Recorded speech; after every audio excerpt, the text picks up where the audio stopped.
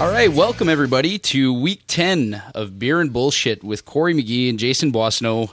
Our podcast here, our little podcast that is slowly growing. We're at 10 weeks already. How do you feel about 10 weeks, Jay? I don't know. It's interesting. I'm surprised that we've actually kept doing it. I figured we would fall off and get bored with it, but no, it's actually super fun. Yeah, we're sticking with it, yeah. And people seem to be glomming on and like, you know what, really... We're just slow playing it. Yeah, it's kind of like when older girls in high school. Long game. Just long game and just kind of slowly got with them. Well, we got to 10 weeks, so 10 weeks, I think people should be giving us some kind of recognition award. I don't know. I think iTunes gives you like a free Metallica song download. They call it the Napster Lifetime Achievement. So anyways, thanks everybody for checking us out. Tonight we have a very special guest, the mayor of our fair city, Timmins, Ontario, Mr. Steve Black. How you doing tonight, Steve? I'm doing well. Yourself? Yeah, I'm doing all right. I feel honored to be here. You know, I heard you had Charlie Angus on last week's podcast. I haven't had a chance to view it yet, but to follow our MP, and I'll throw out potential, maybe future leadership candidate. It's an honor to be here. Oh, nice. Well, we're really happy to have you. And I was thinking about that, Jay. Our show has actually had a federal politician that's been on like CBC Power and Politics. And that, yeah. Like, I'm pretty sure we're the big leagues now. Yeah, that makes us pretty much the same thing, right? Yeah, exactly. Dan Solomon, Corey McGee, it's all the same. It's all the same. It's all the same. So I don't know about you, but I think I'm going to be drinking my beer a little slower tonight because this is the first time we record this on a Sunday. And I was telling Jay that it's been a bit of a rough weekend. Two long nights. Well, it's been a rough week, as you notice. I asked you for the Kleenex box for the show, so anyone that watched Council last week knew that I was a bit under the weather as well, and had the Kleenex box pretty close at hand for that meeting too. Yeah, so you're turning the corner now? I'm hoping so. Good, glad to hear it. All right, so what we do here on Beer and Bullshit, because we've got a lot of stuff to get into. I'm not going to waste one opportunity with our mayor sitting here drinking beer with us. A bunch of gotcha journalism. Oh, that's exactly what we do. Newsweek and Sarah Palin. No, not saying you're Sarah Palin or anything, or that we're journalists. Man, I'm screwing with you. I thought I was the Newsweek side of it. Yeah, pretty much. Oh, yeah, okay. No, but what we like to do is kind of give people a bit of a background of who you are. Talk a little bit about, we all know you're the mayor of our city. That pretty much says it in of itself. But just tell us a little bit about how you got started in politics and why you got started in politics and what led you to running for mayor. Yeah, it was not a long lifetime plan to join the political world by any means. I grew up in Oshawa, Ontario, in a family of 4 boys, and most of our spare time consisted around hockey, not politics or anything of that nature. But went to university for mining engineering, which is what brought me up to Timmins to work at Kid Operations. And after a few years there and a few things going on at City Hall that I thought could be done a little differently, I decided to put my name forward at the age of 28 for council, and I remember all my lifelong Timmins friends at the time saying, "Steve, what are you doing? You know, you're 28, you're not from Timmins, you don't speak French. Do you really think you stand a chance of getting on city council?" And some of them helped during the campaign. Some of them kept their distance. This guy's insane. And then as soon as I was successful, of course, everyone comes back and, oh, yeah, good job. And, but it was tough. I appreciate what all the candidates went through this past election because it's tough to get on as a new councillor and kind of break through and try and get that exposure so you can compete in the campaigns. And when we had our campaign, we had an all-candidates debate, so the councillors each got their time to say their vision for why they wanted to be on council, what they wanted to bring to the city, what areas they wanted to focus for, and I think that was kind of lost in this past election. There was a lot more focus on the mayoral race than there was on perhaps the council races, which made it very difficult, I think, for some of the new players to come up and be successful in a campaign. He's just being nice to me. That's all he's doing right now. Well, no, I was just going to say that. Is there a particular reason why they decided to not go along with that format? Not too many people. Was it just too many people? Yeah. Is that what it was? Yeah. I think it was just the number of candidates. I mean, I forget what the total number was. It was 14 for 4 for Ward 1, and you're going another 10. I think there was around 26 or so total candidates, so you can think when you're going to have a debate or even just a question and answer period, when you got to go through 26 people, it makes for I guarantee you some of them wouldn't have showed. Oh, yeah. It would have been like a Republican national convention debate, like, when they had the first few that's 16, and then had the B card beforehand, like, and that turned out great. How many people tuned into that? Exactly. See, could have given a whole new realm to Timmins politics. Exactly. And the Could have had attention the people Trump made. of Timmins. Oh Jesus. Figured out what I want to go for next. No, so when you say things that you saw at City Hall that you thought could be done differently, and you wanted to kind of throw your hat in the ring on that front, like what exactly are you referring to there? What kind of brought you to it? I think most people who are on the inside of City Hall all knew that my ex-wife used to run the gymnastics club for the city of Timmins, and she ran it for a number of years. And when she went on maternity leave, they privatized the club. And they didn't do it through an RFP or a tender or even contact her, having run the club for a decade, and say, hey, we're considering privatizing the club. Would you be interested in taking it over or anything like that? It was kind of, here's a group behind the scenes, and they're making decisions. Go ahead, and we're going to privatize the club. So that really got me interested in City Hall, and following, obviously, we fought that decision and had public meetings. We talked to all the parents at the gym class about what was going on, and most of them were very supportive of our position on it and what should be done. Requested several delegations to be in front of City Council, and were denied. Despite, I thought that only happened to one group in Timmins. No, they say it's only them because it happens too. But I can assure We'll you, get to that. I can assure you, I was denied long before them, and I can show you the emails to prove it. But it was that kind of process that kind of rubbed me the wrong way, and then I started following a little more closely. And I remember when I filed my paperwork to run, sitting with the former city clerk, Jack Watson. He said, Steve, you're a mining engineer, a young guy. You could bring a lot of good aspects to city council in a mining city. And I wish you luck. He says, but don't make it about the gym club. I said, it's not about the gym club for me. The gym club's done. It's over. We lost. I said, I want to make a difference and change the way things go, put a little more focus on recreation in the community than I thought was lacking at the time. So I said, I know I have 300 of the 400 supporters from the gym club that went through that process. So I said, I don't need to campaign on that. That support's already there. So it focused a lot more on the other sides of the campaign and some of the things I wanted to see change. And I really enjoyed the 4 years as a councillor. I enjoyed working with all the council we had. Like, we had some disagreements and some passionate disagreements at the council table, especially me and Councillor Duty. I know certain groups get mad when he gets passionate in a debate, and we can see some hands banging on the table or voices raised. But me and Councillor Duty went through that a number of times, just because we come in with different political views. Mike is an older generation senior member of the community, and I was a young up-and-coming councillor that wanted to see different aspects. So we had our debates, but we always left the meeting with mutual respect, smiled at each other, and said, have a good night, good debate. And it was about the issues. It was never personal. It was never anything personal with any of the councillors that we were there. I mean, I was on the losing vote of many votes, and I used to chat with other members in the public who said, yeah, it's always a 5-3 vote, and you guys always lose 5-3, and we're going to get you T-shirts made up that say, 5-3. The 5-3 vote or whatever. And even now, I've talked to residents who said, it's always a 7-2 vote or a 6-3 vote at council. That's wrong. It shouldn't be like that. And it's not wrong.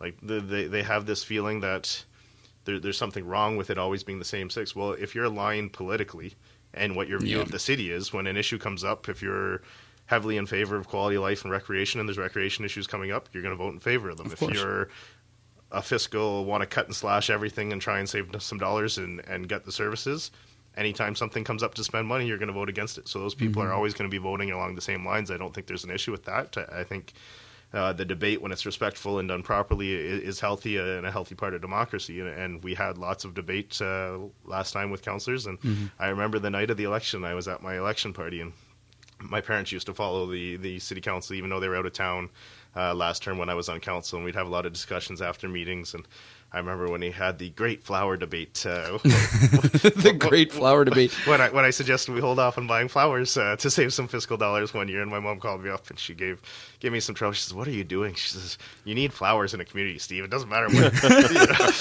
So you're being chastised by your own mom as well. Yeah, it joining the social media chorus. There you go. And in hindsight, it was it was a silly debate to have over the time when you look at it, and that was part of becoming a new counselor and, having those debates. And I remember even some of the counselors said, Steve, really? Like, we appreciate the view you're bringing, but you're going to go all the way to flowers? You're going to push back that hard on the flowers. So there's a learning curve to come into, but again, it was always respectful, and we always left the meetings happy. So when the election night came around and they followed mine and Mike's passionate debates over the 4 years on council, my dad looked at me and he said, Steve, he says, Councillor Duty got back in. He says, how do you feel about that? I said, well, I'm happy. I said, I voted for him. I said,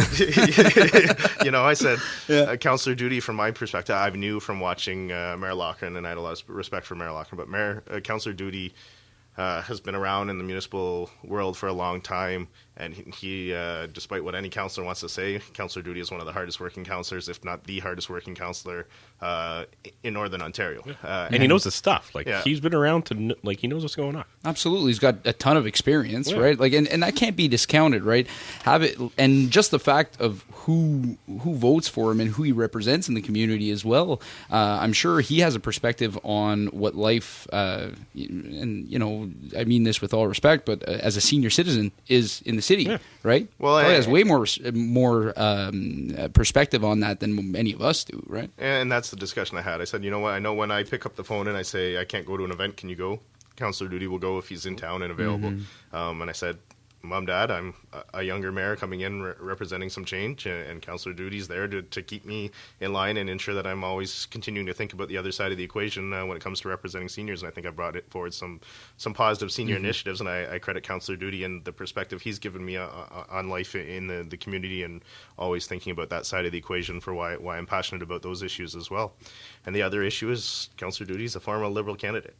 And having just run in a provincial campaign as a PC, entering the world as mayor, I wanted some friends that could get along well with the provincial government that was just elected at hand, and I figured Councillor Duty could help bridge some of those. So there's some strategy there. Some of those roads. Well, it's politics, right? And Councillor Duty's definitely a good man to have around the table. He's a good man for even when things get tense in Northern Ontario, because I pushed some controversial issues in the region in terms of funding and how we split up funding, and ensuring or pushing for Timmins' share of the funding to be a little more fair than it has been historically. And Councillor Duty's good at repairing the bridges after and bringing everyone back together and making sure the relationships are still there. Well, making sure it stays focused on an issue, and that's a challenge some people have. Is okay, that's an issue, and we appreciate where they're coming from. Even I've had many chats with Mayor Spacek, who was on the exact opposite end of the DSAB discussion. I think we still have a mutual respect for each other because we understand why each other was pushing their side of the issue. And there's a few things I just wanted to unpack there, because you mentioned, well, one thing,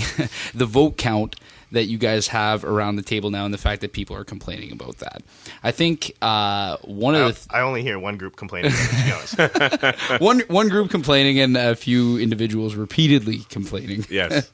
So I would say that you can take this opportunity here to unequivocally confirm that you don't whip the vote. This is not you're not telling people how to vote and there's going to be consequences or anything like that. No, I think there's no whipping of the vote in the provincial federal sense of whipping a party vote. But definitely we go out and lobby each other on any issue we have. Sure, of course. That's part of politics. It makes sense, yeah. I can assure you, before I bring a massive capital project to the table, I bounced it off councillors to say, how do you feel about this? If it does go forward, what would you like to see in a project to try and get the issue to pass? I don't go walk in there blind and say, hey, I'd like to do this my way, and here it is. Are you going to vote for it? I mean, that's part of politics. So I get calls all the time telling me, Steve, 3 councillors are meeting at the McIntyre every week prior to council meeting, and I say that's good. They're entitled to, as long as it's not above quorum and above the majority of council. You're allowed to get together and have discussions and one-on-one conversations. I have lots of times with councillors that I can have them with and discuss the issues and our opinions on things. That happens definitely behind the scenes, but I never tell anyone, if you don't vote this way, I'm not going to talk to you for the rest of the term. Or if you don't vote this way, I'm not going to support. I'm not going to talk to you. I'm not going to support something that you want to see. That's not how it works. I mean, I have a mutual respect with a good majority of the councillors, and we understand that. When there's an issue that we're passionate about, we're going to give each other a call and say, this is why I'd like to do this, and this is why I see it as a good reason. And if at the end of the day they tell me, Steve, I'm sorry, I'm not going to support you. I don't get upset. That's part of politics and part of the discussion. And I go home that night probably and say, I got a little more homework to do before I bring it forward, because they raise some good points of, maybe. And you have to address them. Maybe we don't want to do this, and I need to address them before we bring it back. Makes sense.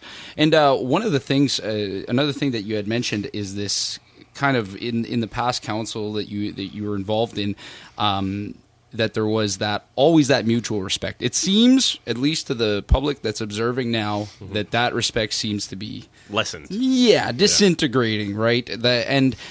I don't know. Maybe I'm hopeful or naive, but I'm hoping you can tell me that outside of city council meeting that's televised, that there's some bridge building that's going on. And yeah, I mean, I think it has got personal from multiple fronts from all of us. And I've talked to other councillors before who I've had disagreements with or who we haven't. And I said, you know what, can we get past this and put what's happened in the past behind us, except that we both played a role in things escalating to where they've gotten to, and some are willing to work and admit they've done things perhaps incorrectly, and others aren't.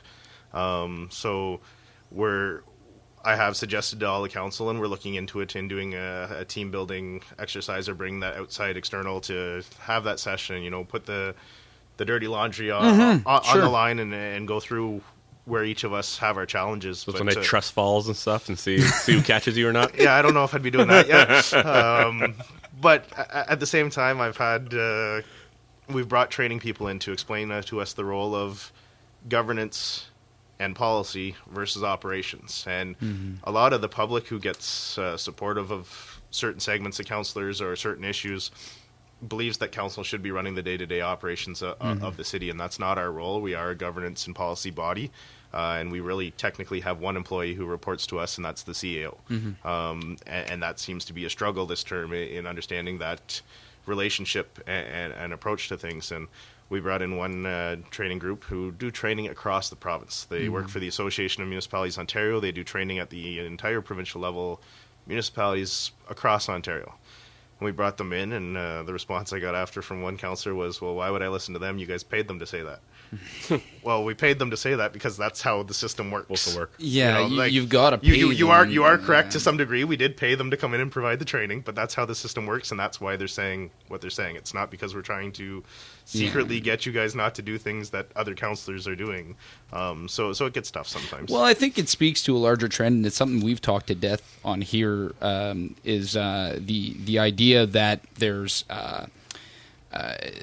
this disdain for government, every level of government, right? There's people that just now you're talking about the public service. They think every city employee's a no good bum, and every politician's a no good bum, and and I guess, don't get me wrong, I understand the small government argument, but when it's coming from a place of being pissed off and just thinking that the people who are in those positions are just naturally corrupt, and they're never going to be any better, and they can't offer any better, I think you're barking up the wrong tree. And I mean, with your exchanges with Councillor Campbell and Dubo, I think that you're starting to see that personified at the table, and I feel like in the past that's kind of stayed amongst the people at the Tim Hortons, complaining, and now it seems to be creeping into the actual political arena, right, around the council table. So I don't know, what do you think the way forward is from that? Well, I think it's accurate to some degree. I think we have some who feel anytime an issue is raised, it needs to change and it needs to be addressed in the favor of the resident. I mean, you look at the plowing rural cottage roads that was supported, and I respect council's decision in the matter. The majority voted to go ahead with it. It's a very costly venture to plow a couple rural cottage roads, and it came forward because a couple residents came forward and made the request. So that's kind of the nature of the dynamic that Tim Hortons or the coffee club, social media club, come in and saying there's an issue, and okay, well, the residents have said there's an issue, we have to change it, and that can't be the way government functions. Sometimes you have to say, you know what, we understand it's an issue, but it's the way things need to be. I mean, we've had discussions at a council table that I wouldn't dream in a million years we'd be discussing at the council table. When we had the discussion that probably started off the relationship between Councillor Dubo and myself at the council table that I'm sure everyone remembers the headlines and everything. It was over moving a transit bench. Never in a million years would I have entered this term thinking that council would be debating why the CEO and the mayor okayed city staff to move a transit bench. That says minimal operationalist of an issue as you can get to bring back to the council table. So I think that's the nature of the struggle right now, is respecting and understanding the division and what the role of governance and policy is, and we have gotten away from that. And it's tough to say how you fix it, because we've been to the training, we've been to the conferences, and they walk us through this type of stuff at every conference we go to on what the role of council is and things like that. So it's tough when some have a different view, and in today's social media world where you do have that government's wrong at all angles, staff aren't doing the job as well as they should be, and things like that. It's tough because they go home and they see that support on the social media world. So if 30 people click the little like button, I got great support, and the people want to see that support. And I'm active on social media too, but I take it for a grain what it is. I mean, I've done polls on social media, and usually at the request of the critics. So when I put up the Aquatic Center pool poll, it was after a number of people on social media, that's the venue they were coming to talk to me about, not out in the street, not in my office, not on the phone, said, well, why don't you ask the people? Why don't you put up a question and ask the people and see what the people think? So I said, okay, fine. Thought it was going to get torn apart. Thought it was going to be mass proportions against the two sites and saying don't support. So the poll had three options. It was, what's your preference for the Aquatic Center? Would you prefer it at the 655 site? Would you prefer it at the Sportsplex site? Or option C was, I don't support this project and don't want to see it at either site. I figured going into this on the social media, based on the constant conversations, and usually it's the same 15 people or so posting on my post about the pool, no matter what the topic is. So I didn't know what to expect creating the poll, but I said, fine, you want a poll, I'll put up a poll. And I forget what the final numbers were, but it was something like huge majority, 80% between the two sites and 20% opposed. So then the comments become, well, it's a Facebook poll, it's not legitimate. It's not scientific. Doesn't capture the whole, well, I can tell you in all the community outreach we've done through strategic plans, and we've never had that much response. 1,400 people take part in the public activity. When we put up the first poll on SurveyMonkey and linked it to the city website off of Facebook, and I posted links on Facebook too so people could see it, there was a series of questions, and I remember one of the questions was, do you use the pool? 75% of the people who took the survey said, yes, we use the pool. And then the final question is, do you support a new aquatic center? And 88% answered, yes, we do. So even 13% worth of the 25 that said they don't use it said, yes, we do. We understand the value to a community. And you had an 88% support in that poll. So I understand if we did a poll, especially if they're saying, well, send the poll out with your tax bills. Well, what a wonderful time to do do a super poll. happy. Right? So I understand there's people who don't support the pool, and they have some good legitimate concerns in terms of taxes and where they are in Northern Ontario and fiscal constraints. It's a project that I happen to support and very passionately support. It fills a good portion of the strategic plan directions that we did numerous public consultations in. And I'll say I think there was well over a dozen public consultation meetings, and I don't remember any of them being filled with people that said, don't be investing in new recreation facilities, don't be doing this. The primary goal of the strategic plan should be to cut and slash services and save us money. It didn't come out. Community pride, quality of life, recreation, those type of things did come out, along with some other areas that we need to improve upon. We went through the entire rec, culture, tourism master plans and public consultations, and again, the mass pouring of negative didn't come out, and the positive aspects of what they wanted to see in a center did. So I know there's a lot of support out there. I hear it every day when I'm on the street, but I'm not naive enough to think there isn't a lot of people who don't want to see that project move forward either. Well, you hear that, you see them posting on social media all the time, but I think it's also the same six people who are posting. Let's be honest. Let's look up all these people who are always against it, the naysayers. It's the same. Well, I'll even go even higher.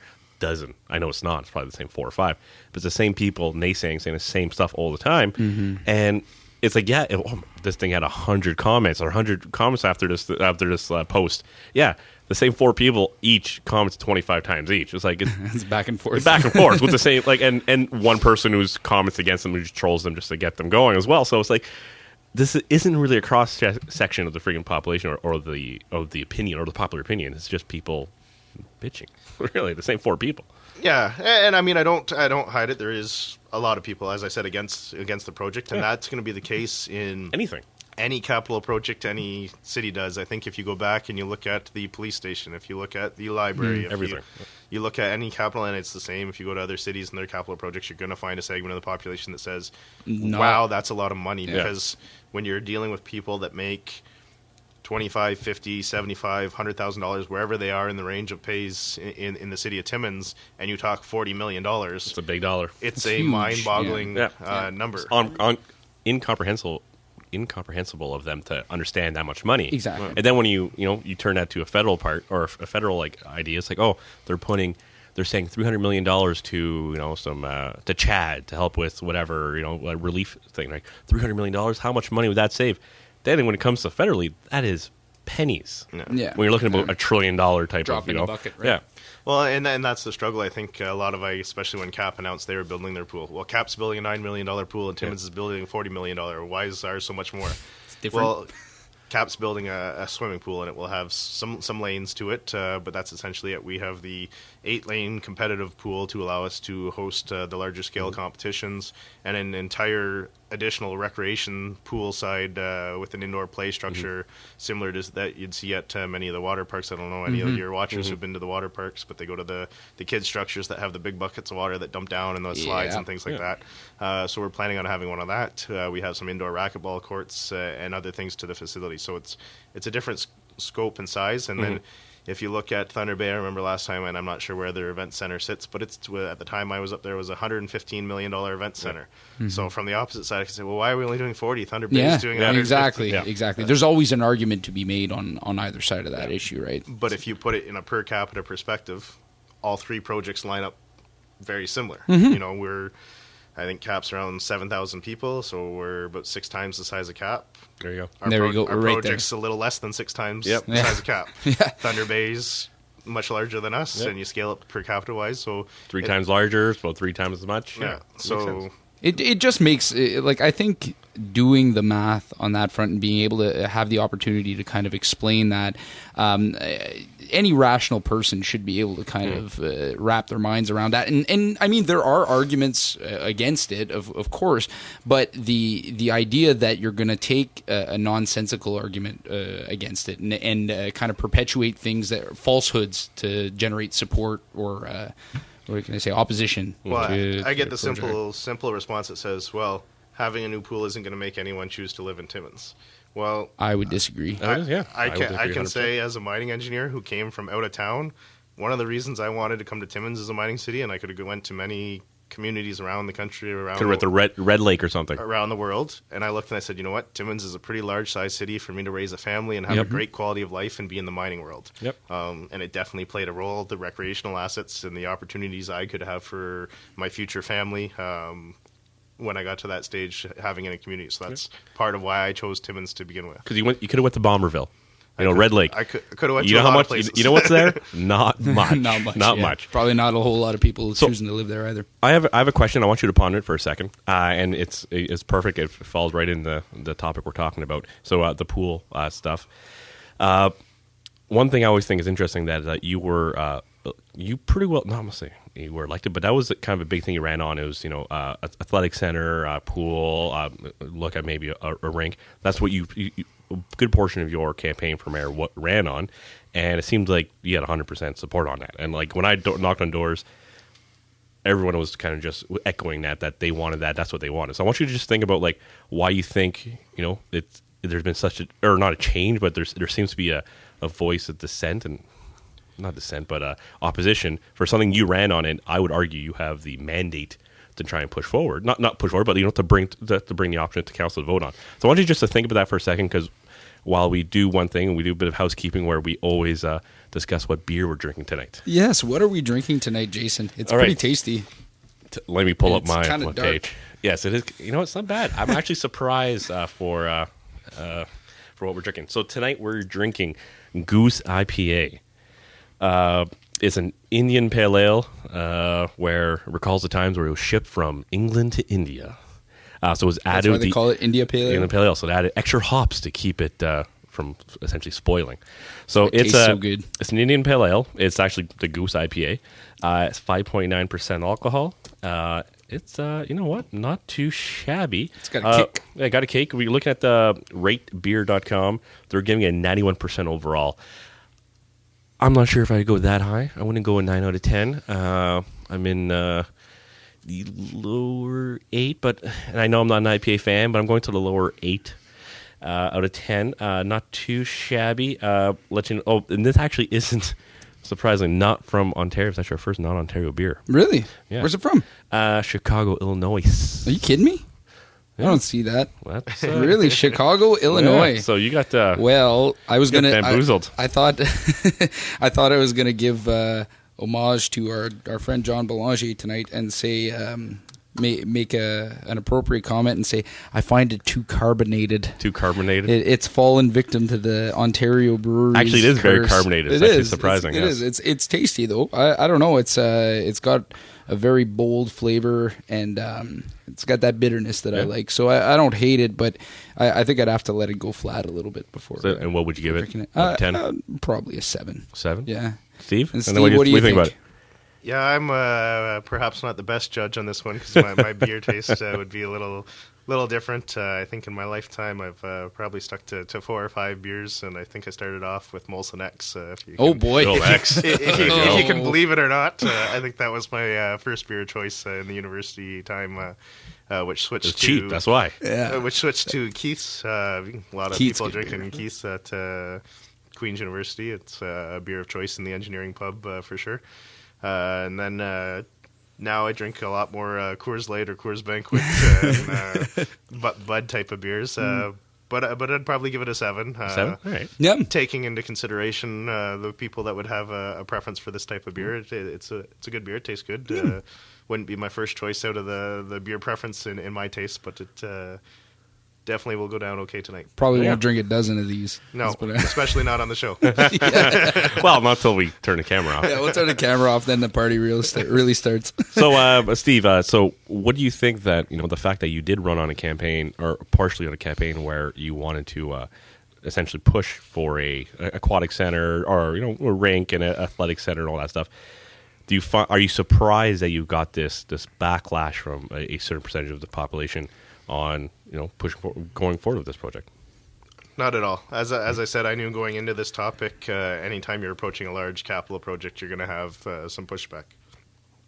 Anyone who's not a pool user has a hard time spending $40 million on a pool. Yeah. And to be honest with you, I'm not a pool user. Everyone thinks, Steve, you're building a pool because you want a pool, because you spend your time. It's for you. Your time at the pool. Oh, I'm seeing the Facebook comments is the Steve Black Athletic Center, Pool Center, International, whatever, Memorial. They think you're building this in your backyard, and it's just for you. And your shrine at the top. Yeah, I can tell bronze statue in the front parking lot.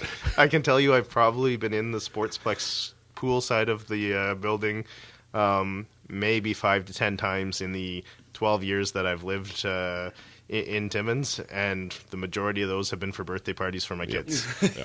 So swimming's not one of my personal hobbies or activities that we do, but I do realize the role it has in a community, and that every community of any size has a pool to it, and the larger the size, the larger the role it plays. And I also understand the significantly long winters we have and the importance of indoor recreational activities. And the thing with a pool,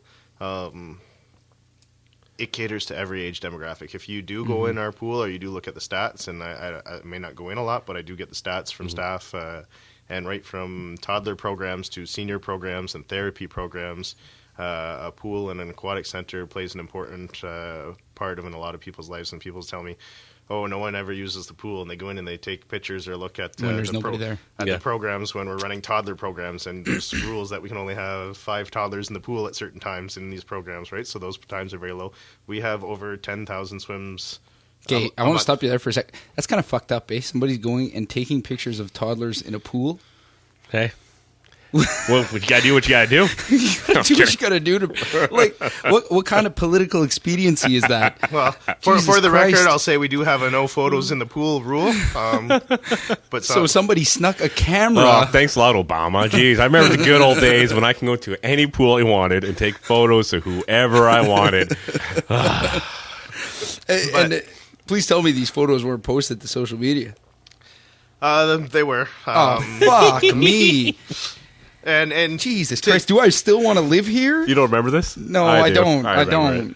And to be fair, they weren't zoomed in on the kids, but there was people in the pool in there. And actually, it only came to my attention. As I said, I don't follow a lot of the social media threads, and I don't spend a lot of time at the pool. But I got calls from some staff who do appear in the pictures as well, and said, we're not really comfortable with this. There is a no photo policy in the pool.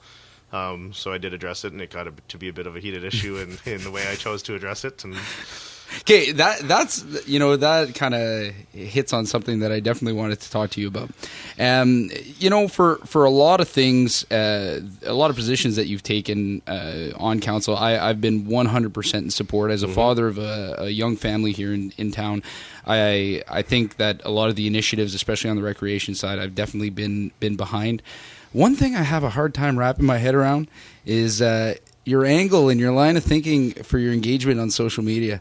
I don't know. I have to admit, I find it a little bizarre to be in the threads. But maybe you can enlighten me a little bit on your line of thinking and angle there.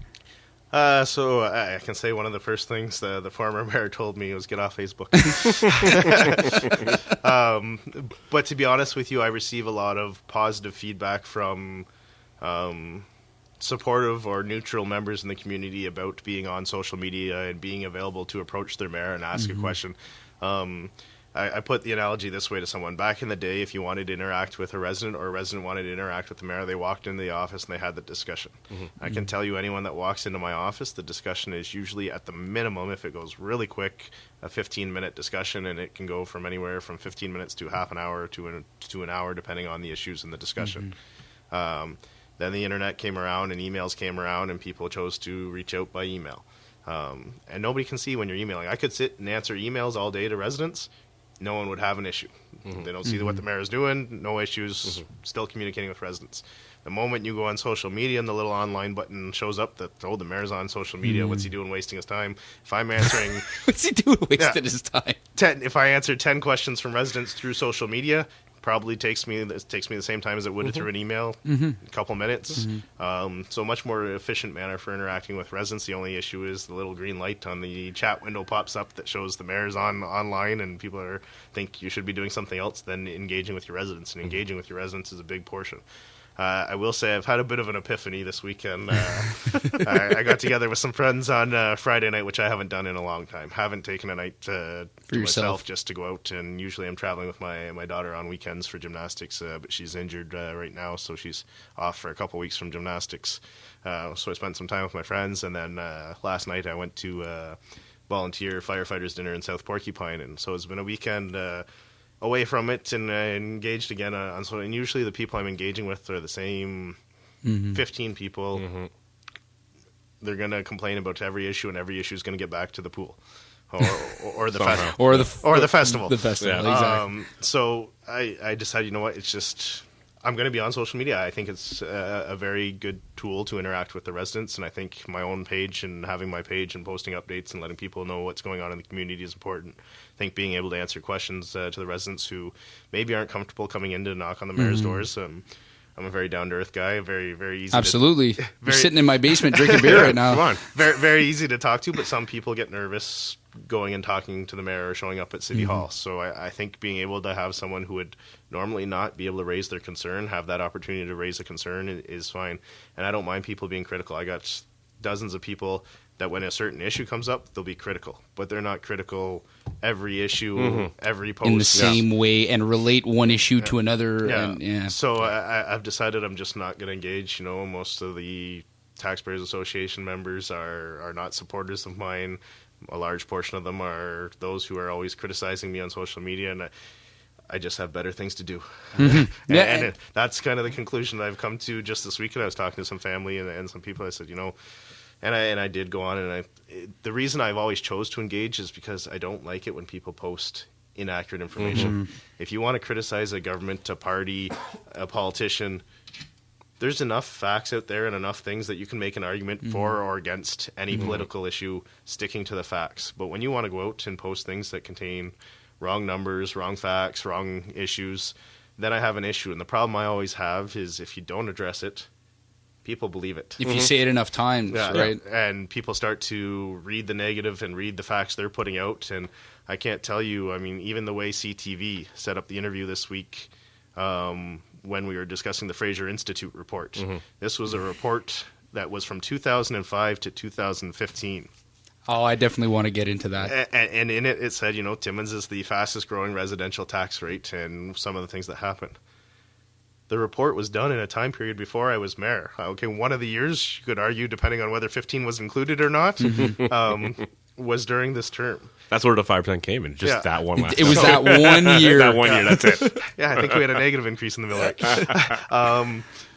But the number of people that told me, you're upping the taxes this year 6%, I just said, what are you and I never watched the CTV interview. And I never watched, so I had to go back on it. I said, I have to see how they framed this, whether it's currently the fastest growing tax rate or what it was, because it was an issue that was discussed from a time period of 2005 to 2015. So I've had many discussions like, I don't know what you're talking about. We haven't even started the 2017 budget process up until Monday or Wednesday. I said, we haven't had our first budget meeting. We don't have a direction we're going for the 2017 budget set by council yet. So no, we're not putting taxes up 5 or 6% or whatever the number was. At least I don't think we are. We haven't went through the budget process. So it's frustrating because when people hear things on TV or they hear things on social media, their first instinct is to believe it sometimes. Some people. Other people... Well, and you know what? I think it's necessary to kind of elaborate that a little bit. So, I mean, CTV might have 5 minutes to devote to something like that. We've got, I don't know, as much time as you want to spend here with us. I thought that was a completely the way that this was interpreted on social media. This report was completely unfair. Most people that I know in the city really don't have a good grasp and understanding of how their tax bill is determined. They just see their tax bill go up and they say, "What are they doing at City Hall that's screwing me over?" Once and for all, and I mean, you probably have a better understanding than I do, but I think I have a firm grasp on how it works, right? There's two sides to the equation. There's your property value assessment, that's your MPAC assessment, and there's the mill rate set by the city, right? So if your property assessment goes up, if your home value goes up, your tax bill will go up. Did we not see a mining boom between 2005, 2015? Huge demand for housing. So what's the single most driver in an increase of home prices? Demand for housing.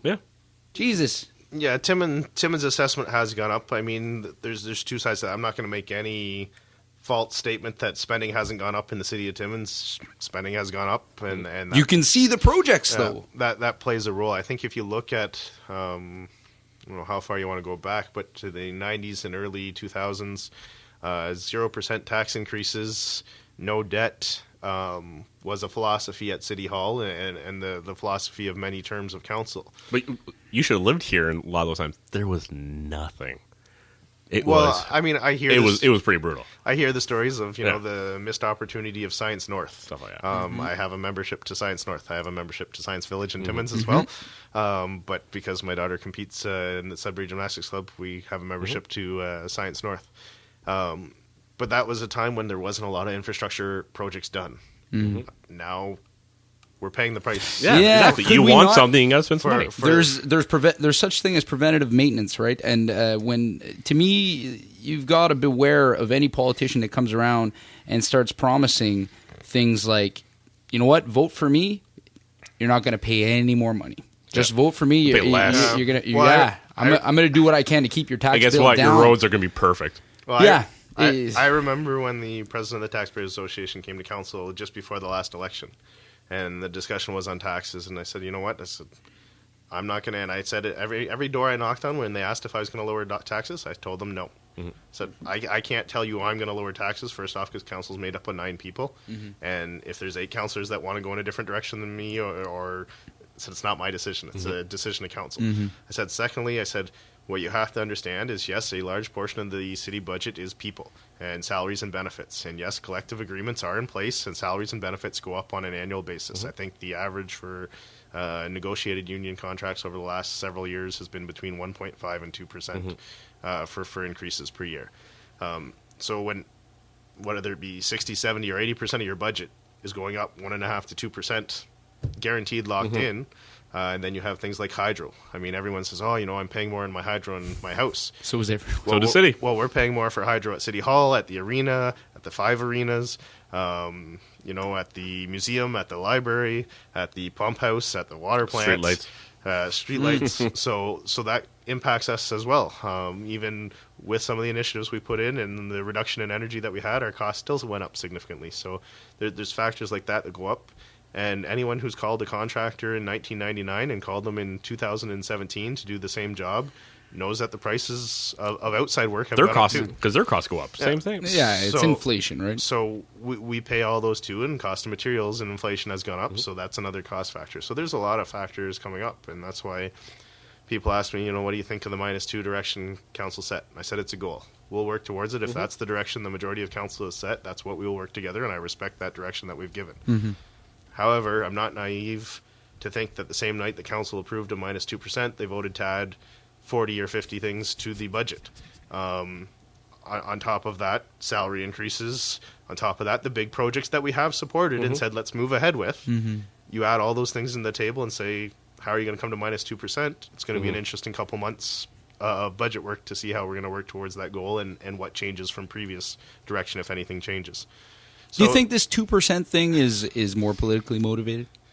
Well, I think it was very politically motivated. I mean, I already knew the answer to that question, but I just wanted to hear you say it.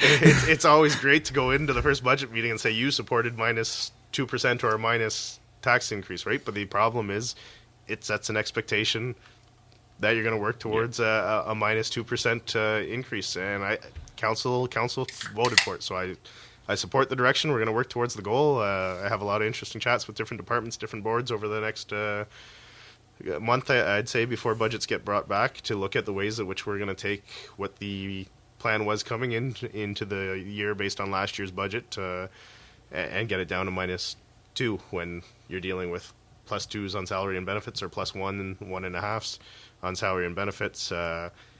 Last year, I can say in the police budget alone, we were very concerned about what the increase was, and it's a tough budget. We took a lot of capital projects out, such as a firewall. Pretty important thing to keep upgraded when you're dealing with police activities in the internet world. So that was in this year's budget. We deferred capital repairs to the building and the roof to prevent leaks that the building department said, yeah, you can probably stretch it for one more year before you have to repair it. So we said, fine, take it out. Those things can't be pushed out again. Well, they can, but you're risking more financial cost when you let it. We all know, any property owner knows that that's what that is. Yet people tend to forget.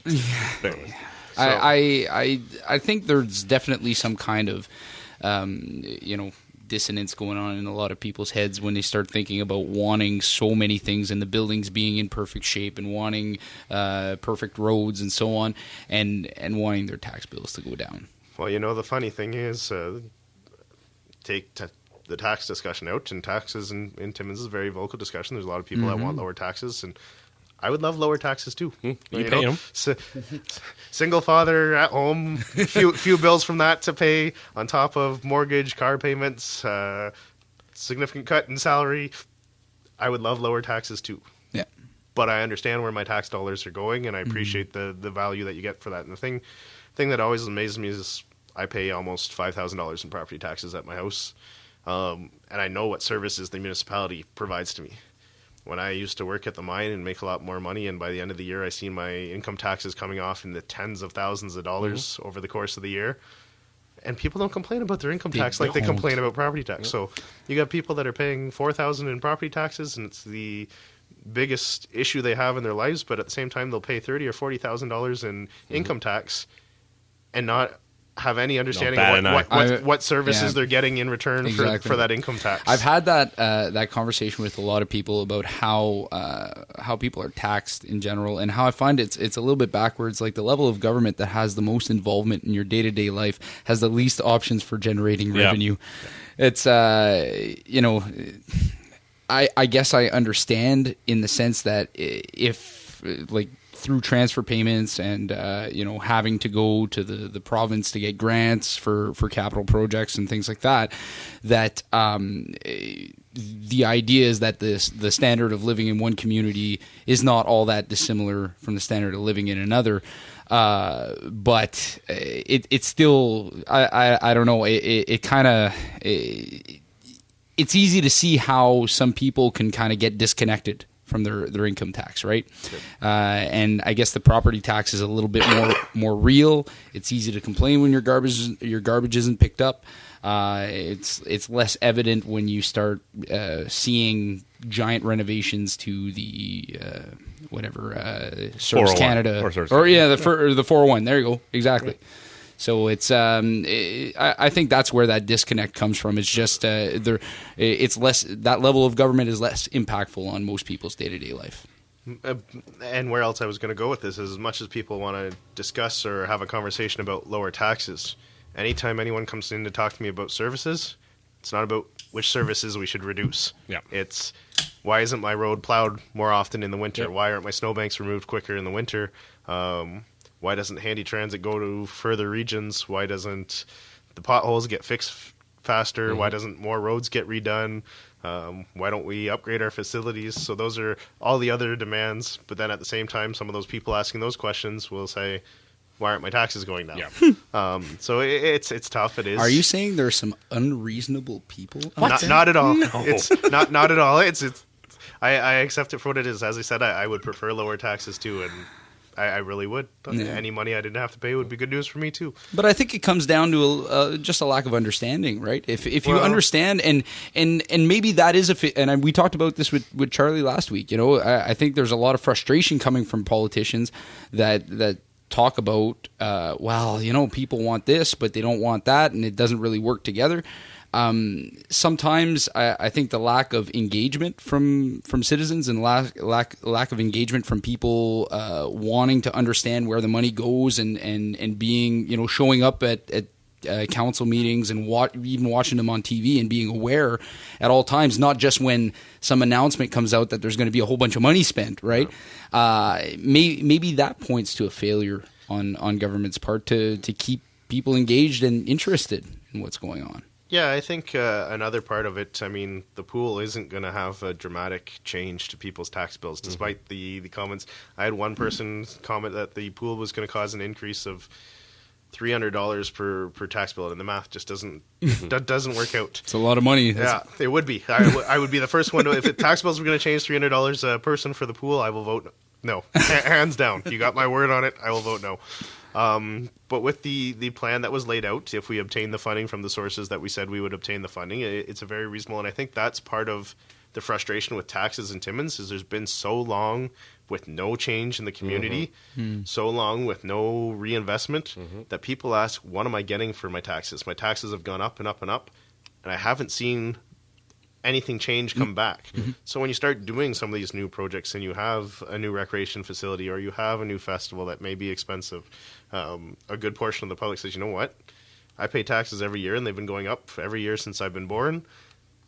I'm happy we're getting something back in return for it. And I had a conversation with one gentleman on social media who said, your generation's the reason why taxes are where they are today.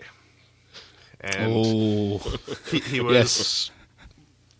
Approximately twice my age, and I said, how is my generation responsible for taxes being where they are today?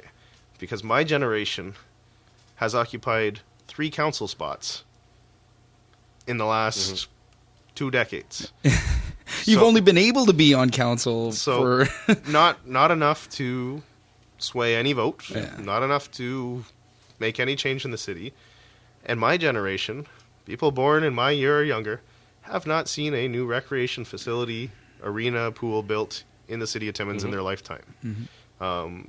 People have been here 50, 60, 70 years. You'd have to go over and above for the MAC, have seen the MAC, the Sportsplex, the Whitney, the Mountjoy, all these arenas built. And yes, they were built at different times in the community when corporate sponsors would come in and build an entire arena, would do different things, or where the community would rally and raise the entire funds for things like that, and things cost a little different.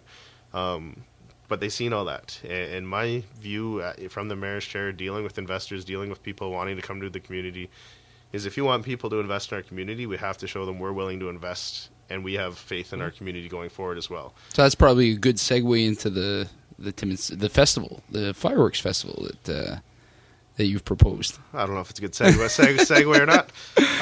You know what? I'm excited about the festival. I think it's going to do really well. I understand the backlash of being a large festival. It's one of the biggest festivals that's going to be going on in the country. Maybe not dollar-wise, because there's a lot of more expensive festivals. I mean, if you look at what Ottawa spends on Canada Day alone, of course, as a one-day festival, it's not comparable. But again, our cities aren't comparable in size or what Ottawa represents either to Canada Day. But it's a lot of money. But there is a layout of grants, sponsors, ticket sales that should cover the cost. And even if it didn't end up covering, when the festival ended up costing $100,000, for the city to get what it's getting for $100,000 in a $120 million budget, is something that the residents of Northern Ontario would never have the opportunity. If you want to go see, I actually asked someone because I wanted to do the comparison. Kappa's Casing had a concert, I believe last year was Simple Plan this past summer, maybe Headley the year before. Smooth Rock, the Truck Fest. Was that not the event? Maybe it's Smooth Rock. Yeah, Smooth Rock Falls. Population of what? So 400 now? I think they're more than that. But I said, you went up there. I know you went to the concert and whoever was playing. I said, what did it cost you to go? And they told me it was $75 for the day or $150 for the weekend. To see really one smaller type of headliner in comparison to what we're looking at for the festival. We'll have 7 days of that type of entertainment plus one much larger scale day of entertainment for $200. So where you get $150 for a weekend, it's $200 for 8 days. And if you were to go see that event on a weekend down in Toronto, where many people go who can afford to take in these type of activities, or even Sudbury, you're spending the money to get there, you're spending the money on hotels, you're spending the money on the concert events. So it's $1,000 plus weekends easily. Now the residents of Timmins and the surrounding area have the opportunity to do it for a whole week for $200 plus the HST. So I understand there's people that aren't going to be able to afford to do the whole $200 whole week and entertainment, and that's why we're still going to have a lot of great festivities during the day for the Canada Day celebrations that are free for everyone, kids activities, everything you would see in a normal Canada Day, expanded over the course of a week. So the people who can't afford to pay to get into the events are still going to be seeing a lot more than they would normally see any other Canada Day, and have a great time. If we get the Ontario 150 funding and the Canada 150 funding, we should see a lot more too, involving some of the cultural history of Ontario and Canada. So it's going to be a great week. But the argument that we shouldn't do anything that not everyone can afford is, I just don't understand it. The city cannot function only doing facilities or programs or that the entire population can afford. That's not the way. That's not the way anything works. There's a reason why there are user fees at the pool. There's reasons why you have to rent the ice. But why can't the Senators have free games for everyone? It's not fair that there is a cost of things. Things you have to be able to charge a user fee for something. Yeah, I mean sometimes you have to meet a dumb argument with a dumb argument, and this idea that we're going to hold this on a day and it's going to be exclusionary to people based on cost. I mean, isn't Canada Day about being inclusive to everyone? And my first kind of sarcastic response to that in my own head was, well, I mean, we the nature of establishing a country is exclusive. Period. You mean that time where we cut ourselves off from the rest of the world? Right? So, and I know that's a joke, but I mean, I get that argument. To be honest with you, I get it. But that's why we're doing the day-long, week-long festivities for everyone in the community to get out and celebrate the great country we do live in. And you know, I remember when we had the NHL alumni game last year, and I took part in it, and we went out with the guys to Boston Pizza, and I was having a chat with Mike Krushelnyski, former Stanley Cup champion, Toronto Maple Leaf, and he said, "So you're the mayor of Timmins?" I said, "Yeah." And he says, "So, Mayor, what's your biggest issues in Timmins?" And we were in midwinter at this point, so I said, "Well, there's really two: taxes and snow removal." Yeah. And he said, "Wow." He says, "You guys got life good up here in Timmins then, eh?" I said, "Well, what do you mean?" He says, "No gangs, no gang shootings on a daily basis, no natural disasters, tornadoes, hurricanes, earthquakes." And I said, "Yeah." I said, "It's a very nice community, very friendly people, a great place to raise a family, great outdoor recreation activities." He says, "So," he says, "you got two problems." He says, "Solve one of the two and you're only down to one problem." And I said, "What do you mean?" He says, "Well, if people are complaining about taxes and snow removal," he says, "hire more plows and more people and take care of the snow removal, and you just got taxes left." You got higher taxes. he says, "Yeah, you'll have higher taxes, but it's only one issue they're complaining about." And I had to chuckle a little bit, right? Because that's a good point. It was interesting to hear that outside perspective from someone who's been in the Toronto area, and Toronto has it's a great city. I grew up near Toronto as well, but they have a lot more of the day-to-day homicides. Not to say that we haven't had homicides or drug issues in our region. Nowhere near the same proportion. But it's a different caliber, and when you're getting into gang wars or street wars, it's a different feeling going out and walking on the streets than we experience. So. Absolutely. I don't think anybody can walk around here and honestly say that in most areas of the city you feel unsafe. If there's any area you feel unsafe, it's probably near the bush because of a bear or something. It's not. You don't feel like you're going to get attacked, right? But my larger point when I was saying about you were talking about community investment. And you were talking about how you feel it's important that through things like recreation and this festival that you're supporting now and proposed, that council's approved now, is these are investments in our community and making people want to live here and be happy to live here, and I mean I'm happy to see that there are more people that are starting to propose these things. Let me put it this way: I know there's a lot of risk with this festival in the political world. I understand that if the festival somehow sold 0 tickets and not a single person showed up, Mayor Steve Black's political career is probably over. If you lose $3.5 million on a festival, your political career is pretty much over. But it's safe not gamble though. It's not a $3.5 million cost to the taxpayers. Yeah. It's not going to be that. And I have this conversation with anyone. I said, you know what? I said, I already got sponsors coming in. I said, so automatically right now in week 1, it's not $3.5 million when we're cut down. I said, every ticket that sells comes off that. And by the end of it, I truly believe there will be no cost to the taxpayers through a tax bill perspective, but there will be a cost for any taxpayer who chooses to spend the $200 for the week or the $20 or $40 or $50 for a night, depending on which night they choose. Yes, there'll be a cost for that entertainment. And I sympathize with those who may not be able to afford it, but you can't put on an event of that nature and not charge an entry. That's the nature of having those type of events. So do we do without the event as a whole because not everyone can afford it?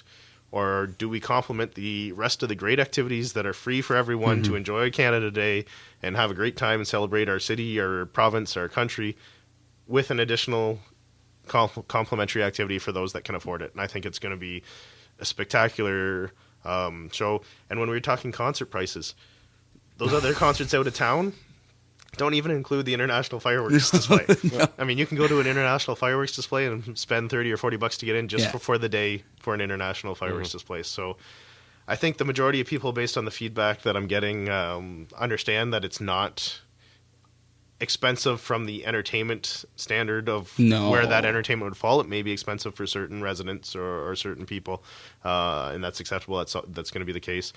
But from a value for the entertainment you're going to get, I mean, we have people, I seen one post today, and they have family in the region, I'm assuming, but they're in Ireland right now, and they're flying back from Ireland for the week for that that festival. For that festival, it's a good reason to come home and come to the Timmins area, see family, get caught up with friends, and see a spectacular show. Yeah, and I think the people that are kind of crying that this is something that should be done by the private sector, I mean, it hasn't been done by the private sector yet. They haven't brought it up. No, and I honestly, I really do think that, and this is coming from, I mean, I have some limited exposure to the music world.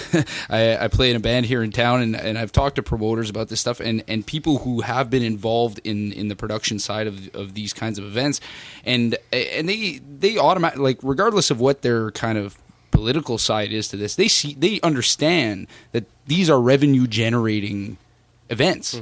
These aren't events that people lose money on. You know, when you bring in, well, and again, I don't know if you want to speculate or give us a little bit of a hint as to who the headliner is going to be. Announce it on this podcast. Come on, you got to make it big for us. That's not going to happen. That's not going to happen. Simply because they're not confirmed and there's no contract signed. So I don't announce anything before the contracts are signed. But. Well, did you say the Rolling Stones? Wow. Actually, last night I got asked if it was AC/DC. I've been asked if it's Justin Bieber. It'd be great if someone asked if it was like a band that died. Like, you know, a band is no longer there. Like, who was it? Who died in the plane crash? Not Alabama. No. The singer. It's like, is it them? So it is. There have been concerts that have lost money in the past in Timmins, and I'm not saying there's absolutely no risk. But our break-even point is about 15,000 tickets for the week, or 20,000 tickets for the main night headliner. And with the group that we're bringing in for the week, I'm really optimistic that we will be in a position where we'll, instead of being arguing over how much money we put at risk, we'll be arguing over where we're spending the profit from the event. And I assure you, those same people that complained about the event are going to be the first ones in line to tell me where to put the profit. Well, if you look at the concerts that there have been in Timmins in the past, there was the Land of the Lakes concert. That had a good 9,000, 10,000 people, and that was for, you know, a Trouble Charger, Swollen members, I can't remember who the headline was. Yeah, all those small-time bands. Well, they weren't super small, but, you know, it was one concert, one day. They weren't international. Huge. You know, there are a couple of decent little bands. But, you know, that brought in 9,000 to 10,000 people. When Shania came back to town for the one concert, that was a good 10,000, 12,000 people. Like 22. It was 20? There you go. Hey. There we go. So there you go. 20. Like, so I'm much cheaper pass, but it was $19.99, I believe. And $99. Come on. You had Napster. You have free music already. I believe it was $50. But if you look at you look at a concert, or you bring a big headliner, and you can bring a lot of people. Let's say it was I am absolutely. And I know there was speculation with who it was, whatever. But let's say if it was a country band. First of all, I hate country, but there's a lot of people in the area who would love some huge country name. If it was that, you would easily have that. If it was a large, like an AC/DC, you would sell that in a second. You have people coming from out of town everywhere coming. Like, you would be able to sell easily 10,000, 15,000 tickets in a second. Oh, yeah. For the record, AC/DC is not in the price range. Before we get anyone's hopes up that AC/DC are coming. AC/DC is not coming to Timmins. To be fair, there's only like 4 people listening, so it won't be a huge... But I talked to people last night who said the same thing. They said, you know, what genre of music might it be if it's this genre? It's not my genre, but Steve, if there's going to be 15, 20, 30,000 people in the park for a good time, I'm going to go whether it's my genre preference or not. Exactly. And I'm confident, the team working on it is confident that it's going to go over very well.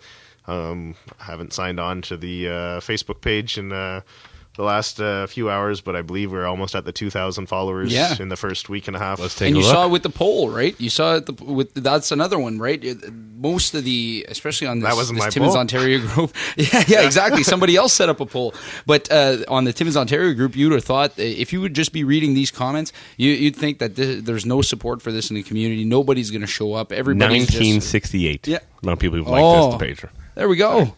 Look at that. That's successful. So I need a 32 more by morning before I put out the next press release to say we hit 2,000. We hit 2,000. They won't hear this till Thursday, so we can just say, oh my God, there's 2,900 people who like it right now. We're just hoping.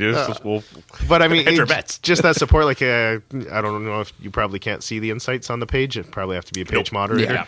But you go to the list of people and where they're from and where they're following, like we have 30 and 40 people from different cities around the province who are now following you in the first couple of days. You'd see the one or two and the city would get on the list, but now there's cities around that have 30 or 40 people following, and it's growing. I think that's without any concert names out there, just the fact that we're having the international fireworks competition and there will be concerts. So I think it's going to go over very well. I hope. My biggest concern is that it goes over too well and the tickets go like that, and then I got all the people in Timmins saying we couldn't get tickets. But we are going to reserve. But what a great problem that would be! Like that would be a great problem to have. I don't know. Did you see what happened to the Tragically Hip? Yeah. If the scalpers get hold of our, there you go. You know what though, that would be indicative of some pretty high success. To have the same problem as the Tragically Hip's final tour had. Yeah, I don't think we'll be at that perspective. I'm giving full respect to the Tragically Hip and everything they've done. I don't think we'll be in that type of issue, but we will be having some tickets sold by online. But we also told the ticketing groups that we want reserved X amount of hard copy tickets to be sold in Timmins to ensure our residents have the chance to get out and get the tickets. See, that's great though. Even just thinking about that kind of stuff, right?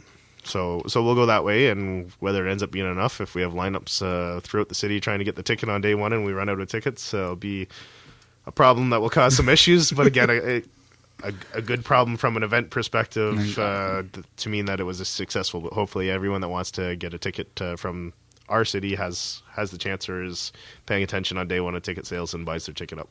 Yeah, absolutely. And anybody who's listening to this right now and hasn't gone to like the page, all 32 of you, so we could make an even 2,000, go check out the Timmins. You bring it up again? Oh, sorry. I want to make sure I get it proper. The Timmins International Fireworks Competition Festival Facebook page, and go ahead, give them a like, share their page, spread the word. It's going to be something big for our town here, so it's going to be a lot of fun. Yeah. Well, even when I went down to the NOBA Awards, and a few mayors that I met, came over and said, "Congratulations, Steve! That's going to be a great festival."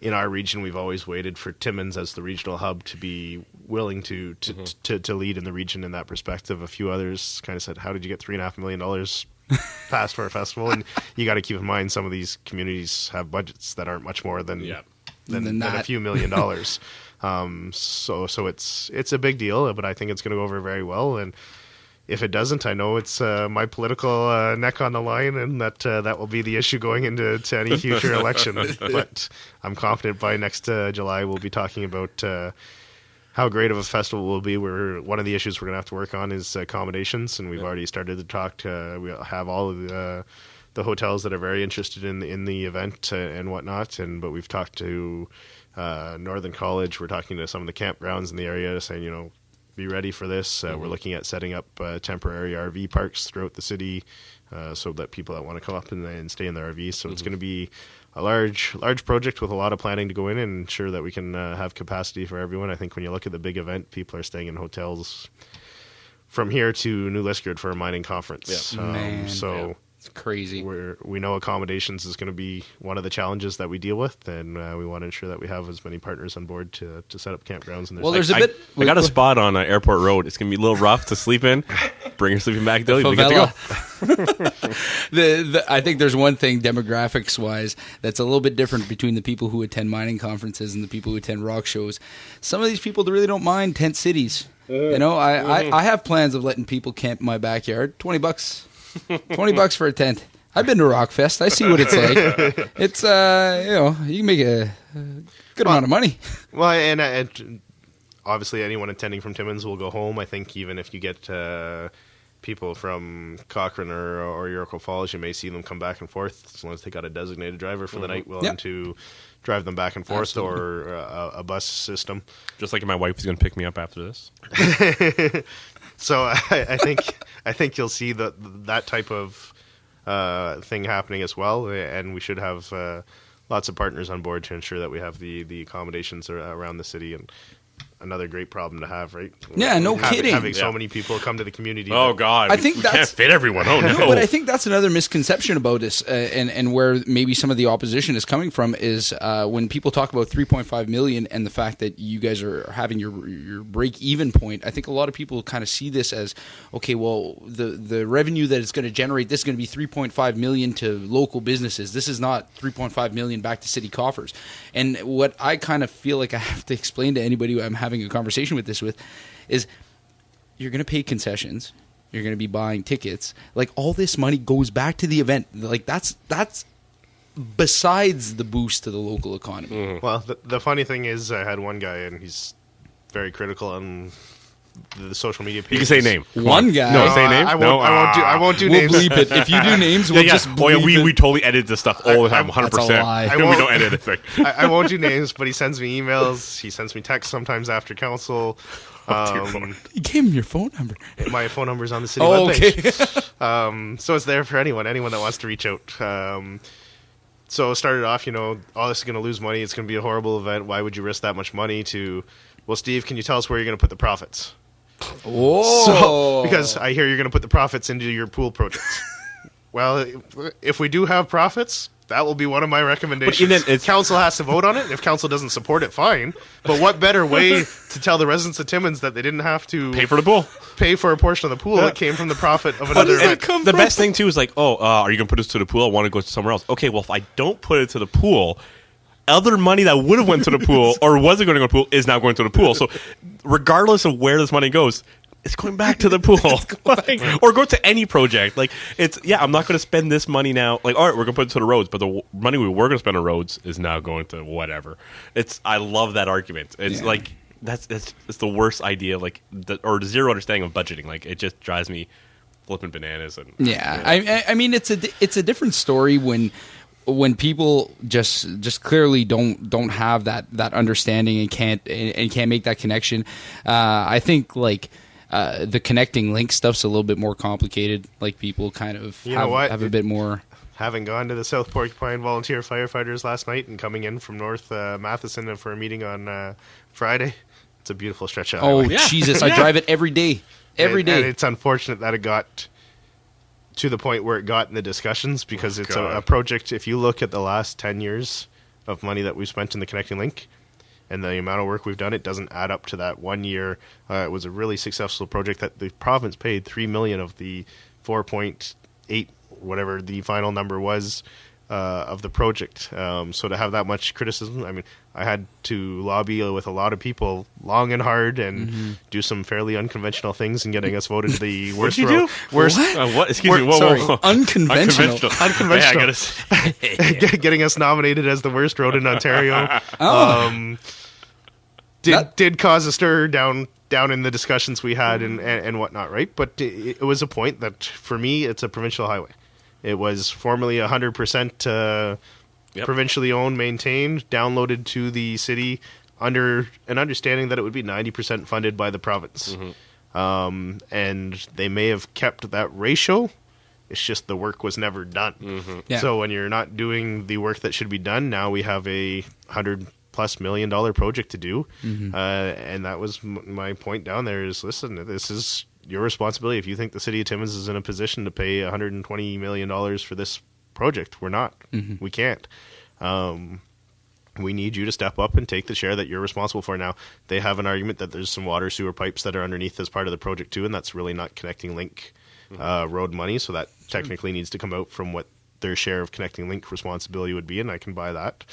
But they still have tens of millions of dollars that they need to come forward with, and to get them to accept that and give us the maximum funding allowed in the Connecting Link project. And I think we were one of only 2 cities that got the maximum funding allowed in the entire province of the 77 cities that had Connecting Link projects. Many cities that got turned down were perhaps told, well, the money went to Timmins, we're sorry. That bloody Timmins. Was more money. I can tell you this. Worst road in Ontario. I can tell you there's a lot of people that were upset seeing a neighboring city get $3 million and them not get a share.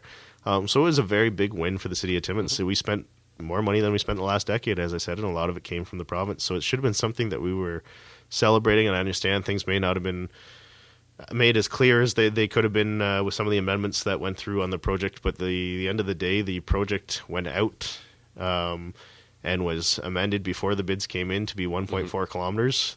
No bid we received was on anything other than 1.4 kilometers. So that's what every bid that came in from a contractor was on.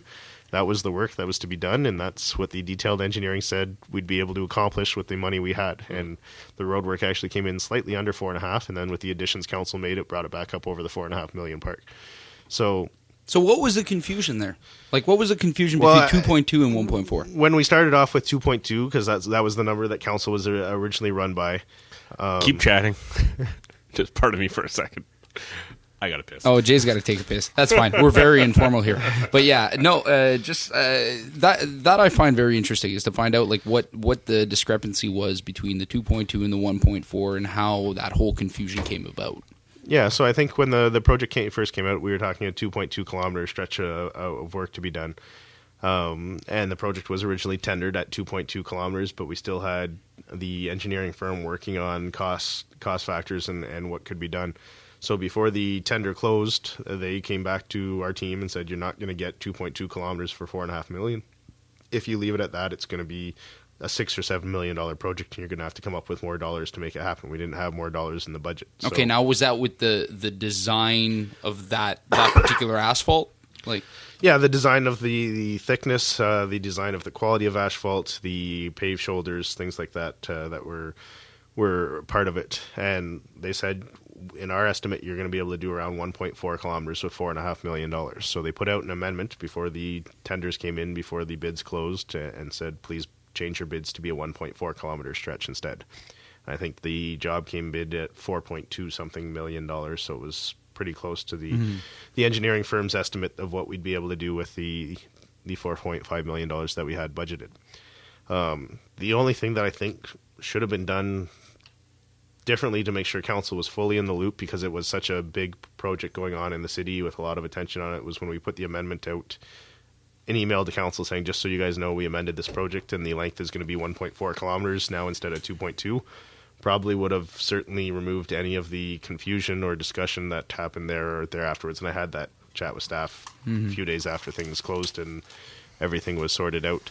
That being said, from their perspective, when they were doing it, they issue amendments on tenders that go out probably in the hundreds to thousands of amendments every year. So they don't email council every time an amendment is made. Anyone can sign up for notifications and get them. But I said, when you're doing a major project with this much scrutiny and this much money involved, it probably would have been good practice. An email would have avoided us getting to the point where we're getting. So that's the one thing that I would have seen done differently that would have made things clear as day. But I think as councillors have mentioned, most of them understood the 1.4 kilometers was in the report. It was in the report they read. It was what they assumed they were approving based on the report. A couple differed, and we cleared things up, and one ended up voting against the project. It was great TV, though. It was awesome. Yeah. I loved it. The "You're Not My Boss," and there's a couple good catchphrases that came out. There was the "You're Not My Boss" raised twice in a month. Yeah. It was... Wait, did Councilor Gresla said that after? Yeah, Gresla said after. Actually, we were laughing about it when we had Noel on. We were chatting about that pretty good. The only thing that I kind of said, because, I got very, I'll say... criticized and critiqued over a little smirk that I had. And that night, I believe the councillor was full out laughing during that part of the discussion. And I was just waiting for the second quote to come back with "wipe that smile off your face," and then things might have got... Oh, yeah, he said that once, too. Yeah. Oh, yeah. I just find it funny that you became pretty meme-worthy. I don't know if you've seen I've seen a lot of these Photoshopped... Man, like some people... But let's be fair. Super low quality. Like, you got to put if you're going to do that shit, put your work into it. Like, do it properly. I can't stand shitty, shoddy work. And that's back to when I said, I'm just going to stop engaging with certain groups.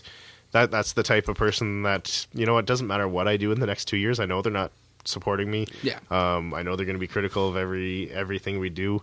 And it's really to a personal, I know this group and some around the table, their big thing is freedom of speech. Well, there is freedom of speech in Canada, and it's great, but there's also a level of respectfulness and appropriateness for limitations conducting yourself. Anyway. Well, where it may not be illegal doesn't mean it's right. Yeah, and we talked about this with Noella when she was on, and we said, listen, free speech does afford you the right to call somebody, and I know we're going to get into semantics here of lying and purposely misleading. And you know what? To be fair, we have reached out to Councillor Dubo to come and talk to us here. I think it's probably important to get somebody else, like to get his perspective on the situation as well. But this idea of being able to just call somebody something out in public who's not a public figure, who's an employee of the city of Timmins, and to do so without any kind of presenting any kind of evidence and just saying these things, you can't get arrested for it, but it's still not appropriate conduct, and you can be disciplined through any mechanism that and I mean, people that are criticizing this idea of Councillor Dubo being removed from committees, right? That's been a huge hot button issue. Is that like that's something that council is able to do, That's right? power for it. We appoint the committees by resolution. We change the committees by resolution, and these are some of the misconceptions out there that happen with this whole event, right? Like I get told all the time, well, you don't have the authority as mayor to remove the councillor from committees. 100% agree with you. I don't. That's why council voted Council did it. and council passed a resolution to change our committee structure. Councillor Dubo has pointed out in the meeting, said, he finds this coincidental that the BIA issue came at the same issue. It's not coincidental. That played a large portion of the reason why we felt there was a need to make a change. And the biggest one that I struggled with it, and I didn't enjoy this process. I did many media interviews, and after the cameras go off, they say, Steve, didn't look like this was something you were happy was happening, something you enjoyed doing. I said, no, of course not. I said, I know we both look bad in this. This is not a situation for council where anyone at that table comes out walking and looking better. It was a sad day in City of Timmins Council, and I'm disappointed it got there. When I sent the letter that he says and Councillor Campbell found so offensive and so offside, asking for an apology, I had several members and senior staff who were in the meeting say, Steve, we know you've had your issues. It seems like you 100% want him to apologize. You've given him every out to come and just say, I'm sorry, things got heated, it went a little too far, and I retract that statement, although I still disagree with the issue at large. And it could have been done, but to come and criticize us for not having the resolution in the public agenda and not having the package in the public agenda, we did that for his benefit. We did that anticipating that the in-camera meeting would go smooth. He'd accept, okay, maybe it went too far. I'll make an apology in the public meeting. And none of it would have come out. None of it, All the public meeting would have started was, Mayor, I'd like to make a statement. I'd like to apologize in the heat of the debate, and I made a statement that I don't think I should have articulated in that manner. And it would have been the end, and the public wouldn't have known there was an issue, any discussion, any issue within council, any request. It would have just been him being the bigger man in the position and saying, we probably would have looked better. He probably would have got away looking like the big man, like you're saying. Saying I'm sorry, and everything would have went on, and there would have been no issue. So we left the resolution and everything out on purpose to benefit Councillor Dubo. And now it's turning into a Charter of Rights and Freedoms issue. To have it turned and say we left it off the agenda to hide and keep secrecy. Yeah. We sent him the package. He got the emails. He knew what was coming. He emailed me and told me, I don't agree with this. Take it off the in-camera agenda. You want to do it in the public format. Okay. So there was no surprise. There was no issue. It was a very... should have been simplistic to accept, things went too far. I even offered to lead it in with the explanation of, maybe things could have been a little more clear. Okay, I'm sorry. I don't believe anything was purposely omitted, and it was just an issue. And the issue with that, and I'll make it clear, the accompanying bylaw, so the resolution we passed did not mention any distance. So where everyone says it was an illegal resolution, the resolution that was read and voted by council did not have a distance. It didn't say 2.2. It did not say 2.2. Okay. The accompanying bylaw document had 2.2 in it. And what happened was the clerk was going away from the office and had written the accompanying bylaw before he left for vacation or his conference, wherever he was going, and had the 2.2 because the tender was still out with 2.2 at this point. After he left, the amendment went out to change it to 1.4, and when he came back on the Monday of the meeting, never updated the accompanying bylaw to reflect the amendment to match the report that said 1.4 kilometers. So there was the discrepancy between the report and the accompanying bylaw that was drafted. So it was an honest mistake. And the clerk admitted it was his mistake. Wasn't trying to deceive or pull a quick one on council or hide from them. Deliberately mislead or hide from them the fact that it changed. The report in very bold letters said a 1.4 kilometer stretch. And I believe if you want to go back and pull up council meetings, you can go back to the May 16th meeting around the 100-hour and 5-minute mark, if my memory serves me correct. Councillor Dubo at that time asked the Director of Public Works, does the project go from, the first question was from the Bruce Y to the median, and then he corrected himself, says, does it go from the Bruce Y to the bottom of Ray Hill? And the Director of Public Works response was, yes, that's the general area. However, we're going to start at the Bruce Y, and we're going to go as far along the straight stretch as we can with $4.5 million, and we probably won't get to the bottom of the Bruce Y. Of the Ray Hill. Yeah. So to say that this was the first time we ever knew we weren't going to get to the bottom of Ray Hill, or that it wasn't the plan to start at the Bruce Y and go as far towards Ray Hill as we could within the budget, just isn't the way the project's ever been presented. But again, certain groups didn't like the change, and it made for good political fodder around the table, and we had what happened. Isn't it crazy that we're talking about literally 0.6 of a kilometer or whatever it is in a section of road? Good math, Jay. What is it? Is it 2 kilometers? 0.8. What is it? Is 2.2 or 2.2? Yeah. Okay, whatever. I'm not saying I wasn't listening, but I don't really pay. Are you on Facebook, Jay? No, are you just hanging out? I'm doing social Facebook? media and checking my emails, which I already had a conspiracy about that. But like, it's crazy that we're talking about 0.8 of a kilometer, and I only took accounting, so like my math's not a great thing. Your numbers guy too. It's supposed to be. It's true. We're talking about 0.8 of a kilometer, and we're talking about like eventually this whole project is what 21 point something of multiple lanes. Well, there you go. That's multiple lanes. So you add those up. That's pretty intense. That's a lot of distance. Where it's like this. It was literally this little section of highway that we're like, it's oh my god. And you know what? I've driven over it several times in the last few days. It's beautiful. Yeah. It is. And any other community who would have done this project would have been celebrating that they got $3 million from the provincial government, especially with all the discussions we have here and about how much money do we get, and do we get the money because of the political stripes that are in play and whatnot.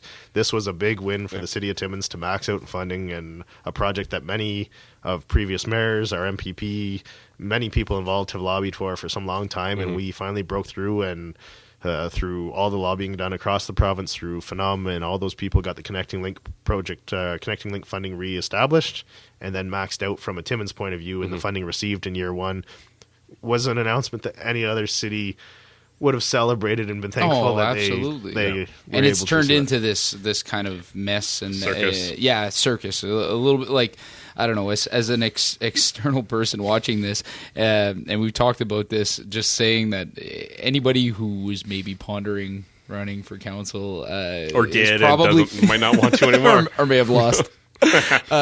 Is probably thinking to themselves. I assure you, there's a couple who have run and didn't win, or run and lost, who are still interested. Some of them are, yeah. And some are still trying to. And maybe that's where this kind of political adversity is coming from, right?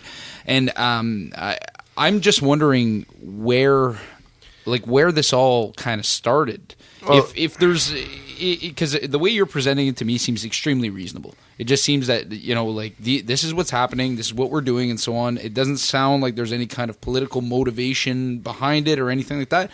You're not making any bones about what your agenda is. You know what? I got a call the other day, and I won't mention names again, from somebody who said, I really wish you would. It'd be so awesome. No. I'm kidding. From somebody who said, Steve, there's a group trying to find a candidate to run against you in 2018. And I said, you know what? I said, I really don't care. I said, I got much bigger issues to deal with than worrying about campaigning for the next 2 years. I'm trying to land an international investment to build a 500,000 square foot factory in Timmins. We're working on international partnerships. We have one international client here. We have businesses expanding. We're facing challenges at the city. My role for the next 2 years isn't to worry about the 2018 campaign. It's not campaigning. Exactly. Yeah. But I said, give me some names. So then the TTA comes up, and I said, this isn't a surprise. The fact that the Timmins Taxpayers Association is not a supporter of mine. What? when the person who ran for mayor against me comes and makes presentations with them and attends Weeks the meetings. later. And the councillor who clearly opposes most of what I do at the table is made a slip at the last meeting. That was awesome. I caught that. I loved it. It's clear there's an association there. Isn't a surprise that they're out looking for someone to run against me. Yeah. I am assuming they're not the only group in Timmins that may be considering finding someone to run against me. That's politics. That's how it works. Democratic society, and I don't fear it. I don't have an issue. If the people of Timmins don't like what I'm doing as mayor, I don't want to be mayor. Yeah. If the majority, I understand every decision I make, some people in Timmins aren't going to like that decision. But at the end of this 4 years, if people look back and say, you know what, we brought a company from Texas, hopefully by that time they'll be able to say we brought a large company from China in, we repaired a good portion of the highway, built a new recreation center. If the people sitting around the table and the community look and say, you know what, looking at everything that's happened in the community, I don't like Steve Black as mayor. I don't want to be the mayor. Mm-hmm. I'm the mayor, and I enjoy being the mayor because I believe I'm doing initiatives that the people of Timmins support, and that they're happy to see some changes. I know not everyone supports every decision. If anyone thinks they can get through a 4-year political term without having people criticize one of their decisions along the way, it just doesn't work like that. So I understand there's going to be controversial decisions that we make that not everyone will support, or maybe a majority doesn't support.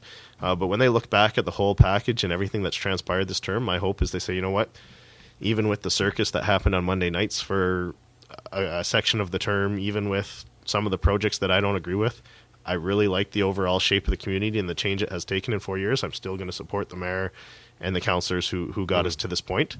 Then I'm happy, and I would love to serve another term as mayor. People ask me all the time, are you going to run again for mayor? I said, I don't know. It's 2018. Talk to me in 2018. Yeah. I enjoy my job. I love my job 6 out of 7 days a week. Is that a slip too? No, it's not. I really. I know Sundays are tough. I know. I get it. You know what? It's gotten to the point, I think, for most of council where Monday's not something that we look forward to.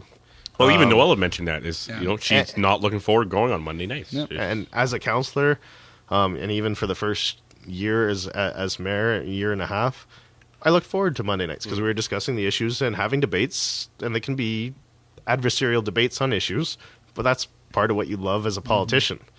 Now it's just gotten to a point, like I had one of the councillors come in the week after I called him out of order and faced so much criticism from this group for telling me he was out of order, and if he didn't come to order, he was going to leave the meeting. He walked into City Hall in front of staff and said, was I out of order on Monday? Yes. Was I out of order on purpose on Monday? No, by design on Monday? Yes. And that was the end of the conversation. The staff asked me, what did he just say? So he essentially said, yep, what happened on Monday was on purpose. And so it's political. It's political, and it is what it is. So how I'm going to face criticism for having to handle it the way I do, but I need to keep order in the meeting. I can't let it get to the stage where they want it to go, and people are just yelling to each other. And and one of the things that I'm glad to kind of start to have some local politicians on, even though the show wasn't kind of designed to be a political show strictly. It's slowly becoming one. It's this idea that you're going to start having out these personal things where you're reading emails back and forth to each other about, no, this is actually what I said, and this is actually what I said. Like that to me is not where it's draining. Like you should be debating the issues at council, not trying to subvert somebody's credibility. And that's where it becomes destructive rather than constructive. And to a lot of people, not me and Jay, because we find it extremely entertaining, but to some people, they tune out to that kind of stuff, right? They hear that. And, there's a lot of people that think city council's a circus or an issue right now, and I can't blame them. We're not functioning how a council should function, where you debate the issues and you accept the issues. And if council votes to do a festival, they voted to do a festival. You don't write 3 letters to the editor saying we shouldn't be doing a festival. It's voted on. It's moving forward. And if you have a real concern about taxpayers' dollars, you don't criticize the city and criticize the festival that's coming. You find your best way to promote it, ensure it makes money and breaks even, so that you're protecting the taxpayers' dollars. Exactly. That's if I didn't agree with something, but I wanted, and I didn't agree with it because I thought it put the taxpayers' dollars at risk. When it's approved, I'm going to work my best to get that thing to be as successful as possible, because by doing so, I protect the state taxpayers' dollars, and that's what they elect you to do. And because and you can still do that and be public about the fact that you opposed it in the first place, so that if the city wants the population of the city wants to go into the direction of saying, what, next term we don't want to take risks like this with taxpayer money, then they'll elect somebody else. Yeah.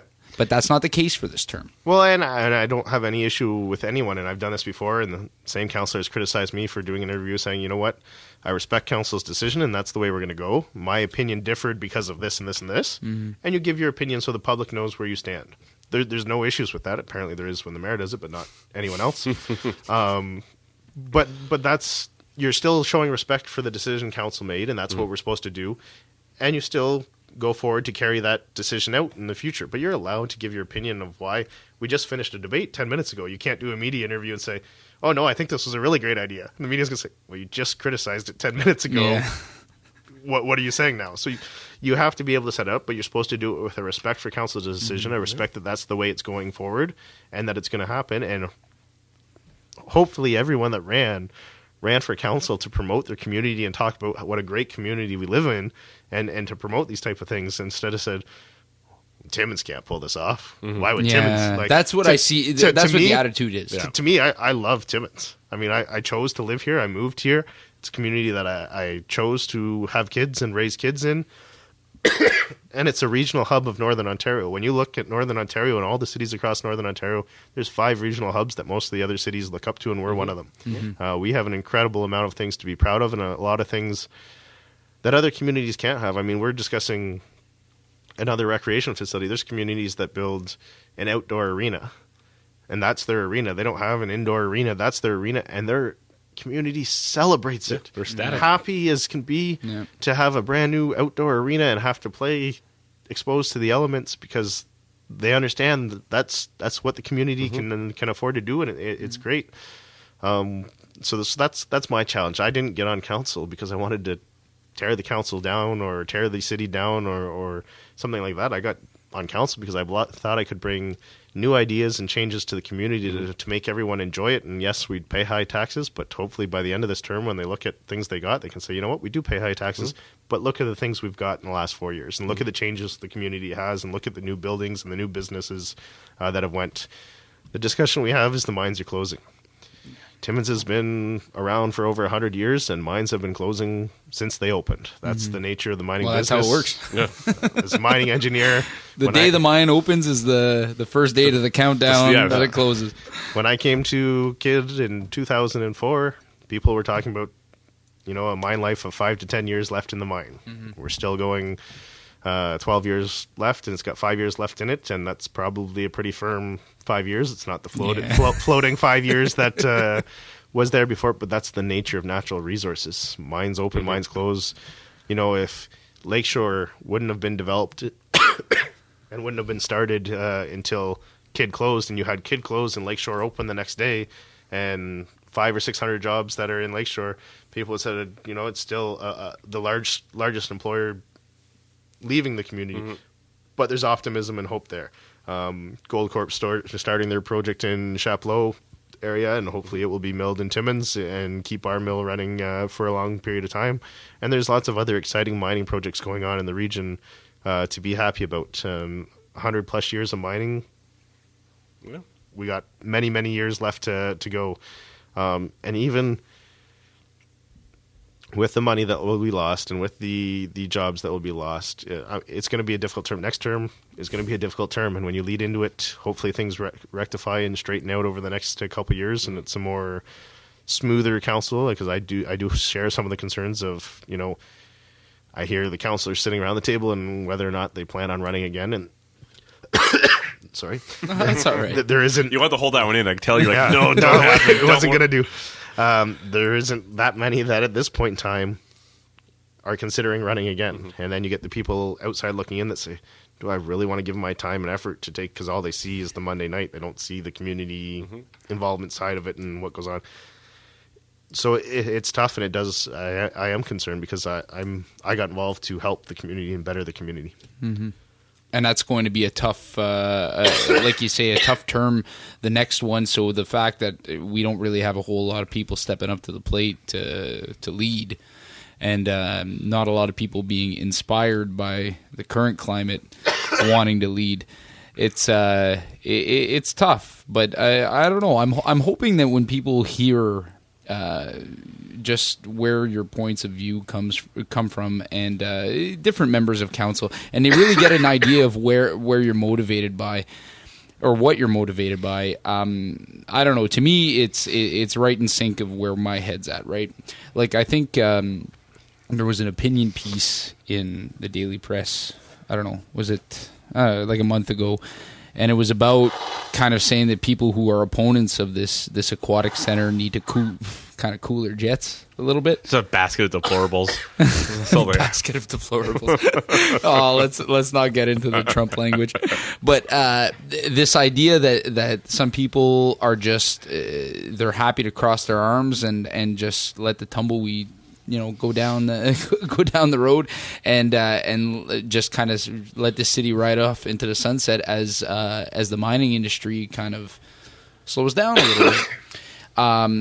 There are those of us who have planted roots here and want to see the city thrive and diversify and see things come to the city. And I don't know. I would love. And I mean, that might be idealistic of me, but I'd love to have my kids want to come back here at some point, and want to live here and not just be counting the days till they can get out and just the same old small town story, right? Well, and I think that's what you hear. A lot of the problems that come in are youth retention. People are concerned about their kids staying in the community, coming back to the community. So I think if you're looking at losing a major industry, there's two ways to react: to back it in and say, that's it, we're done. Yep, we're done here. And to be fair, that's what a lot of smaller communities may experience when they lose their one industry and one player in the city. And Kid Operations is a big player in the city of Timmins, but it's not the only player. Yep. And we're 45,000 people. We're on a different scale. The city's not going to disappear the day that Kid closes. No, exactly. And we have a lot of good years and a lot of new exciting opportunities, a lot of new companies. I mean, you don't see hotels invest $10 to $15 million to build new hotels, and I assure you, they knew Kid closing was on the horizon when they do their business cases and look at the community. You don't see 3 and 4 of them make that investment in a city because they say, 7 years, it's over. Yeah, it's time to pack it in and time to take everything out. You don't see people like the Bucket Shop make multi-million-dollar developments of their business and redevelop their business to build a great new facility in the community. You don't see foreign companies who can choose any place. I mean, when we started with Calabrian, they were looking anywhere in eastern Canada. They narrowed it down to 5 sites: Sudbury, Timmins, Iroquois Falls, Rouyn-Noranda, and Val-d'Or, I think, was the 5th. Okay. And we went through the discussions and we made our case why they should choose Timmins, and we worked with them to tell them about Timmins and the vision of the city and where we think it's going to go and how it is the gold mining hub of northern Ontario, and made our case of why they should choose Timmins. That's a company that made a $20 million plus investment and chose Timmins. With everything they know, with the fact that they know Kid is closing, everything they know, they said, and they had other options. Timmins is the place we want to be to service a large regional market. Chinese company, the same thing. They've been here several times. They're coming back next week with more of their team to look at site and try and advance that project. These are people that like the people they're dealing with in Timmins, like the city and what it has to offer, and are optimistic about its future and want to set up their companies to do business here. Got a new business opening up on the highway at the old Burger King restaurant. Do we know what it is? We Can do. we get a spoiler? We do, but I'm not sure I'm allowed to say what it is. Even though I think are we not going to get our first exclusive here tonight? We need one. We need one. Come on. I think common knowledge is out there. I actually sent a text because I would have said it if I got the text. Let me see if it came in. I'll use my phone during the meeting. Is it? Oh, sorry. We have a code of conduct here. We don't use social media or emails while we're. Yeah, sorry. Yeah, no, I can't say it officially yet until I get permission to say it. But I think the general. You're gonna have to come back on. And give us another couple hours. I think you'll know. Like I'm giving the state of the city, which will be done before this show airs, and I'm hoping to get the word that we can go ahead and officially say that it is what people are speculating it is. Excellent. All right, so that's good. Anybody who's spent any time on Facebook would guess what it is. No, I'm stoked for that. Yeah. So chicken rib combo. These are these are people that come in and. We've had the meeting and we've discussed, taxes are slightly higher in Timmins than some of the other places they do business. I heard it went up like 6% this year. Oh, am I wrong? Sorry. Did he read that wrong? He wasn't listening. Yeah, he was distracted. But those are people that they don't invest in the community without doing their research. Yeah. They don't not understand what taxes are, what hydro is. Mm-hmm. They don't not have 400 other cities that could choose to open up that type of business or not set up.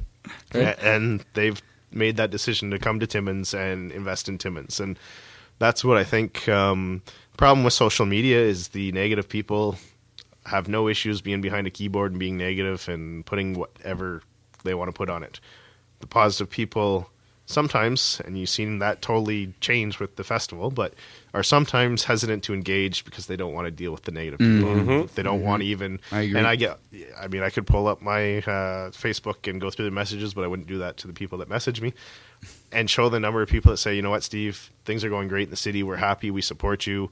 I'm not going to post this publicly because I don't want to deal with so and so and so and so and so and so. Yeah, they're gonna get all the notifications. Their phone's gonna be blowing up. They don't want to see it's not a Samsung. They don't want to see the mimes and stuff with their names and names. And that type of stuff. I mean, that gets to most people pretty quickly. I don't know. I must have very thick skin because it is what it is. Especially this term. Well, I hope we get a meme about us. I would love to see a beer and bullshit. I would love it. So, I mean, even I had my parents, after the things got to the point they did with the Chinese general mime, or the other one was the... That was funny. The other one was the... But poorly done. Come on. Poorly done, but it was do it well. Great idea. Or the KKK mime, which... What? I didn't see that one. Yeah, that one. Oh, I've been excited about that one. Okay, I want to know who thinks you're racist. Tell me about it. The same people that were criticizing me for wanting to bring a Syrian refugee family. What? Well, that's just a ploy. That's just a ploy. So, there's covering up. Yeah. So it is what it is, and that one's offensive, right? Like that's taking it to whether it's meant in joking manner or not. We all have families, and to be honest with you, to me, do what you want to do. Yeah. It doesn't get to me that much. But my family follows what's going on in Timmins, even though most of them live outside of Timmins. They follow what's going on in our political world. They follow the social media threads, and I stayed off social media for a couple of days after things got really heated at council, and I just, I don't even want to be part of it. But I got a message from my parents and just said, Steve, are you okay? And I said, Steve, when did you join the KKK? Yeah. I'm so confused. They said, are you okay? I said, yeah, I'm good. What are you talking about? And then it clued in my head. I said, you're on social media, aren't you? You read something. So I said, just stay off social media this week. I said, it is what it is, and they're going to do what they're going to do. It's a small group of people, but, sometimes what seems like good humor has a different impact on different people. And, my kids, I think, are too young to really get it at school, but I'll still have days where my daughter will come home, and she's in grade 3 now, and she'll say, Daddy, so-and-so on the playground says, you're the worst mayor ever.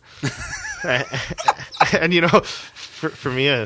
those are some seriously politically astute the grade 3. Grade 1s. Well, and that's the thing. You wonder what type of parent is having that discussion at home. Make sure you go tell his daughter that he sucks. So that's great parenting. That gets to me. That my daughter's exposed to it. Yeah. It doesn't get to me because someone thinks I'm the worst mayor ever in the history of Timmins. To everyone has some people will think that. Everyone has their opinion, and it is what it is. You don't get into politics not thinking that you're going to be called the worst MPP or the worst MP or the worst mayor or the worst councillor. Absolutely. Or you're a jerk or whatever. No, some people are going to actively not like you. Yeah. I question the motivation though of some people who actively wish you I don't want to say wish you harm, but like ill will. Yeah, ill will when it comes to even just your initiatives and so on. I think that comes from a political point, because if you and council fail at this, like this fireworks festival, for example, then our whole city is in a bad position, worse off. Right? And all we can do is the people who were naysayers from the beginning can go, ha, there you go, I told you so. Yeah. Well, you can, yeah, sure, but you're in the same mess as everybody else now. Yeah. So we shouldn't be sitting here and I'm not advocating for blind following of somebody else's direction. I mean, you can be critical and still be supportive, right? Mm-hmm. You can say that I don't believe this is a good idea. I believe we should have gone with option B or whatever. If you're offering alternative solutions, even better, although those are kind of scarce at times. At times or all the time? All the time. All the time. People like to complain but don't offer alternates. But this idea that we're just going to complain for complaining's sake, to me that screams just political opportunism. Right? Yeah. And as I said, those are the points, and you expect it when you're in this role. Like, and I think that's why it probably sometimes catches the family more off guard, because they didn't sign up for this. Yeah. They had their son choose this, or their brother, or whatever the case may be. So they don't have that understanding or that internal, I'm going into this and I'm going to upset some people because I plan on making some changes. And there's a lot of people that are resistant to change in a community that hasn't seen a lot of change over generations. So I get it. But yeah, when the kids get involved, or when I'm out at an event with kids and people make comments, that's to me where, now you're upsetting me, and it's not because I care what you are saying to me, it's because you're exposing my kids to that, and they're 8 and 6 years old. They don't need to hear this flack or this type of thing. And sometimes you get some really good residents. Like we have great residents in the city of Timmins, and I've been out at restaurants or places where people will come up and they'll just sit down and they'll be discussing an issue, and finally someone will come over and say, "Can you not see he's out here with his family? Like, you want to have this discussion? Give him a break. make the appointment in the office." And to be fair, though, they're 6 and 8 years old. They gotta learn eventually. Trust me, they're probably now the most politically astute 6 and 8 year olds in the city. Although they do have a misunderstanding of what the mayor's role is, and sometimes they just tell their friends that daddy's the boss of the whole city.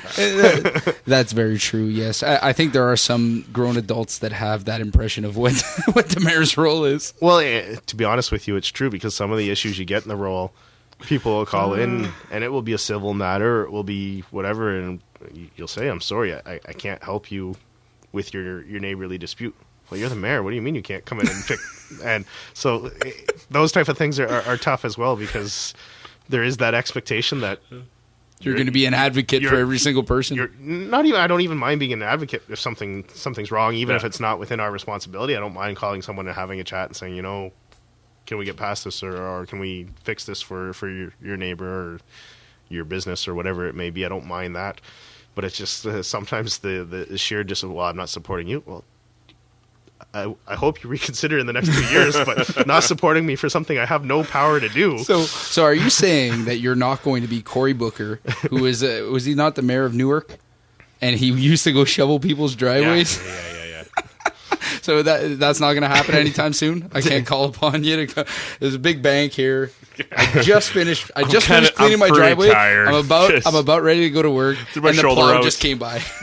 To be honest with you, there are situations where people will call and staff can't, and that's why you'll see mayors do things like that. Staff can't change their policy and make a one-off special accommodation for a resident who has an issue, and maybe it's a senior citizen who had recently fallen and hurt themselves, or whose husband, who usually does things, can no longer do it, and you try and make arrangements, or maybe you go over and you help shovel it if there's a big storm type of thing, and that gets done by many. I mean, we've had councillors who have had interactions where something as simple as staff's asking to place the garbage bins here because that's the angle the truck turns around. It's an extra 2 feet from where you normally place it, and it gets to a point where staff, no, we can't pick it up in that other location. The truck doesn't make the bend in that fashion, whereas the councillors have said, well, I'll come by in the morning and I'll pull your garbage bins the extra few feet. So that the things you guys do. Most people never see that side of being in municipal politics, right? But generally the people around the table, and even the ones who I've had disagreements with, generally are good people and believe they're doing the right things and will go out of their way to help members of the community. So even though we have issues on what we think the correct approach to council is, what we think our correct roles are, and things like that, I don't knock them as people. They're there because they truly believe that approach and that mentality around the table is the right way to do it. It's unfortunate that we disagree, but so be it, right? It is what it is, and I don't think they're there because they don't believe they're doing what their interpretation of the best thing for the city is, or the right thing for the residents. I believe everyone sitting around the table, no matter whether we agree or disagree, is there because they believe they're doing good. They're doing good, and they're doing what's right. And see, that's great. I love to hear that, and I think, we're coming up on the 2-hour mark. This is the longest podcast we've done so far. I think if we've not exhausted our own endurance right now, we've definitely exhausted our listeners' endurance. So I think we're going to take that cue to wrap it up. You know what? I really appreciate you coming in and talking to us a little bit about this. It's really kind of enlightened my perspective on it, because I think we can get really tainted by just reading the stuff that goes on in social media, and you kind of get this idea or this caricature of who our mayor is and who our councilors are. And it's nice to kind of get to sit here and shoot the bullshit with you and drink some beer. So. I hope you don't get the caricature from the caricature. Not the actual caricature. Well, Steve, I hope you think about coming back one time, sometime in the future. We often do a bullshit section where we just talk about kind of international politics, local, federal, provincial. I guess not local because that is too, but all the other ones. So I hope you think about coming back another time and just chatting and just talking to bullshit. I think it'd be a lot of fun. I think you would enjoy it. Yeah, I happen to follow the other levels of politics, both regionally and internationally, quite closely. Although I've kind of tuned out to the U.S. one now. It's gone a little too ridiculous. Yeah, it's gone too far. We'll save that for part 2. We're going to save that for part 2. So, Jay, you want to sign us off for our longest podcast ever? All right. So I guess we'll go with there's no such thing as bad beer. Only beer that tastes better than others. Cheers. Cheers. Yours is empty. Thanks a lot for joining us. Thanks, guys.